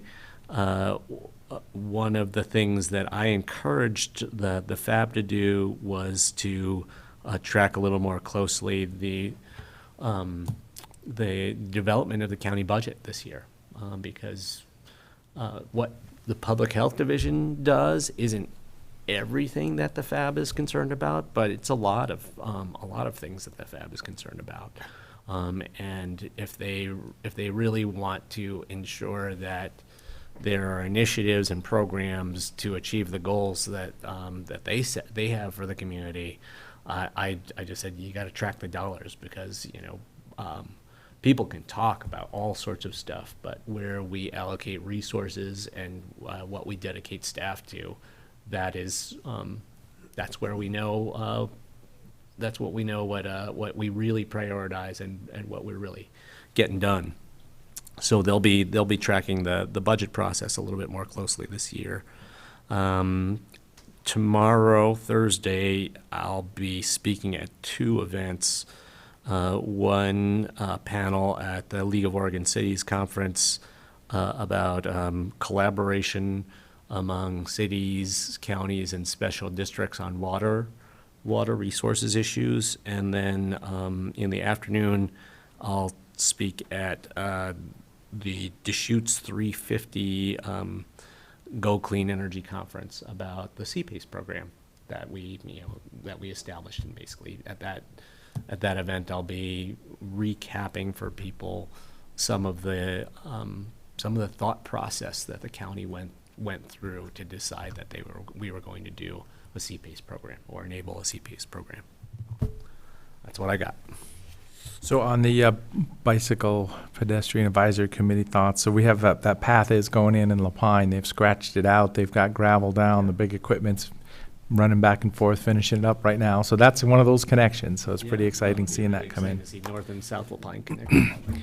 And then electric bicycles are coming on fast. I was at the Fall Festival, and they had the vendor out there, and they're evolving quickly too. It was electric assist on a standard bike. Now it's full-on frames built with battery packs built in, and suspensions and off-road tires, and oh man, is that changing fast? Motorcycle, yeah. Yeah. So, well, and you see, like, the kids are driving them, so they're zigzagging across town, and and it's a quick acceleration, and you don't expect that when you see a bicycle. So as a, pedestrian or as a automobile driver, it is a different world just seeing it happen, because there's just like zip, zip in front of you, or jumping over the curb and crossing the street. Very different style of driving a bicycle than we've ever seen. At the bike. And for the world to understand, it could be dangerous. At the Bike Ped Summit, there was a lot of, there was a session specifically on e-bikes, and then there was a lot of interest, concern around essentially driver training, rider training. Oh, yeah. Well, and just interactions is, just, because I've seen it. I was over by the old mill, and it's a uphill over to the roundabout, and there was this electric bike just coming right up, because we were slowing down to get into the roundabout, and he was just zooming through. I was like, that looks dangerous to me. Please, everybody's got to respect. You need a license to ride a motorcycle, and I mean with that the acceleration, that's the difference. Capacity. Yep. And the speeds that some of these e-bikes that aren't pedal assist. Or either way, but there you go. Yeah. You're getting really close to a motor. Yep. Great. Anything else for this board meeting? Seeing none, we'll adjourn.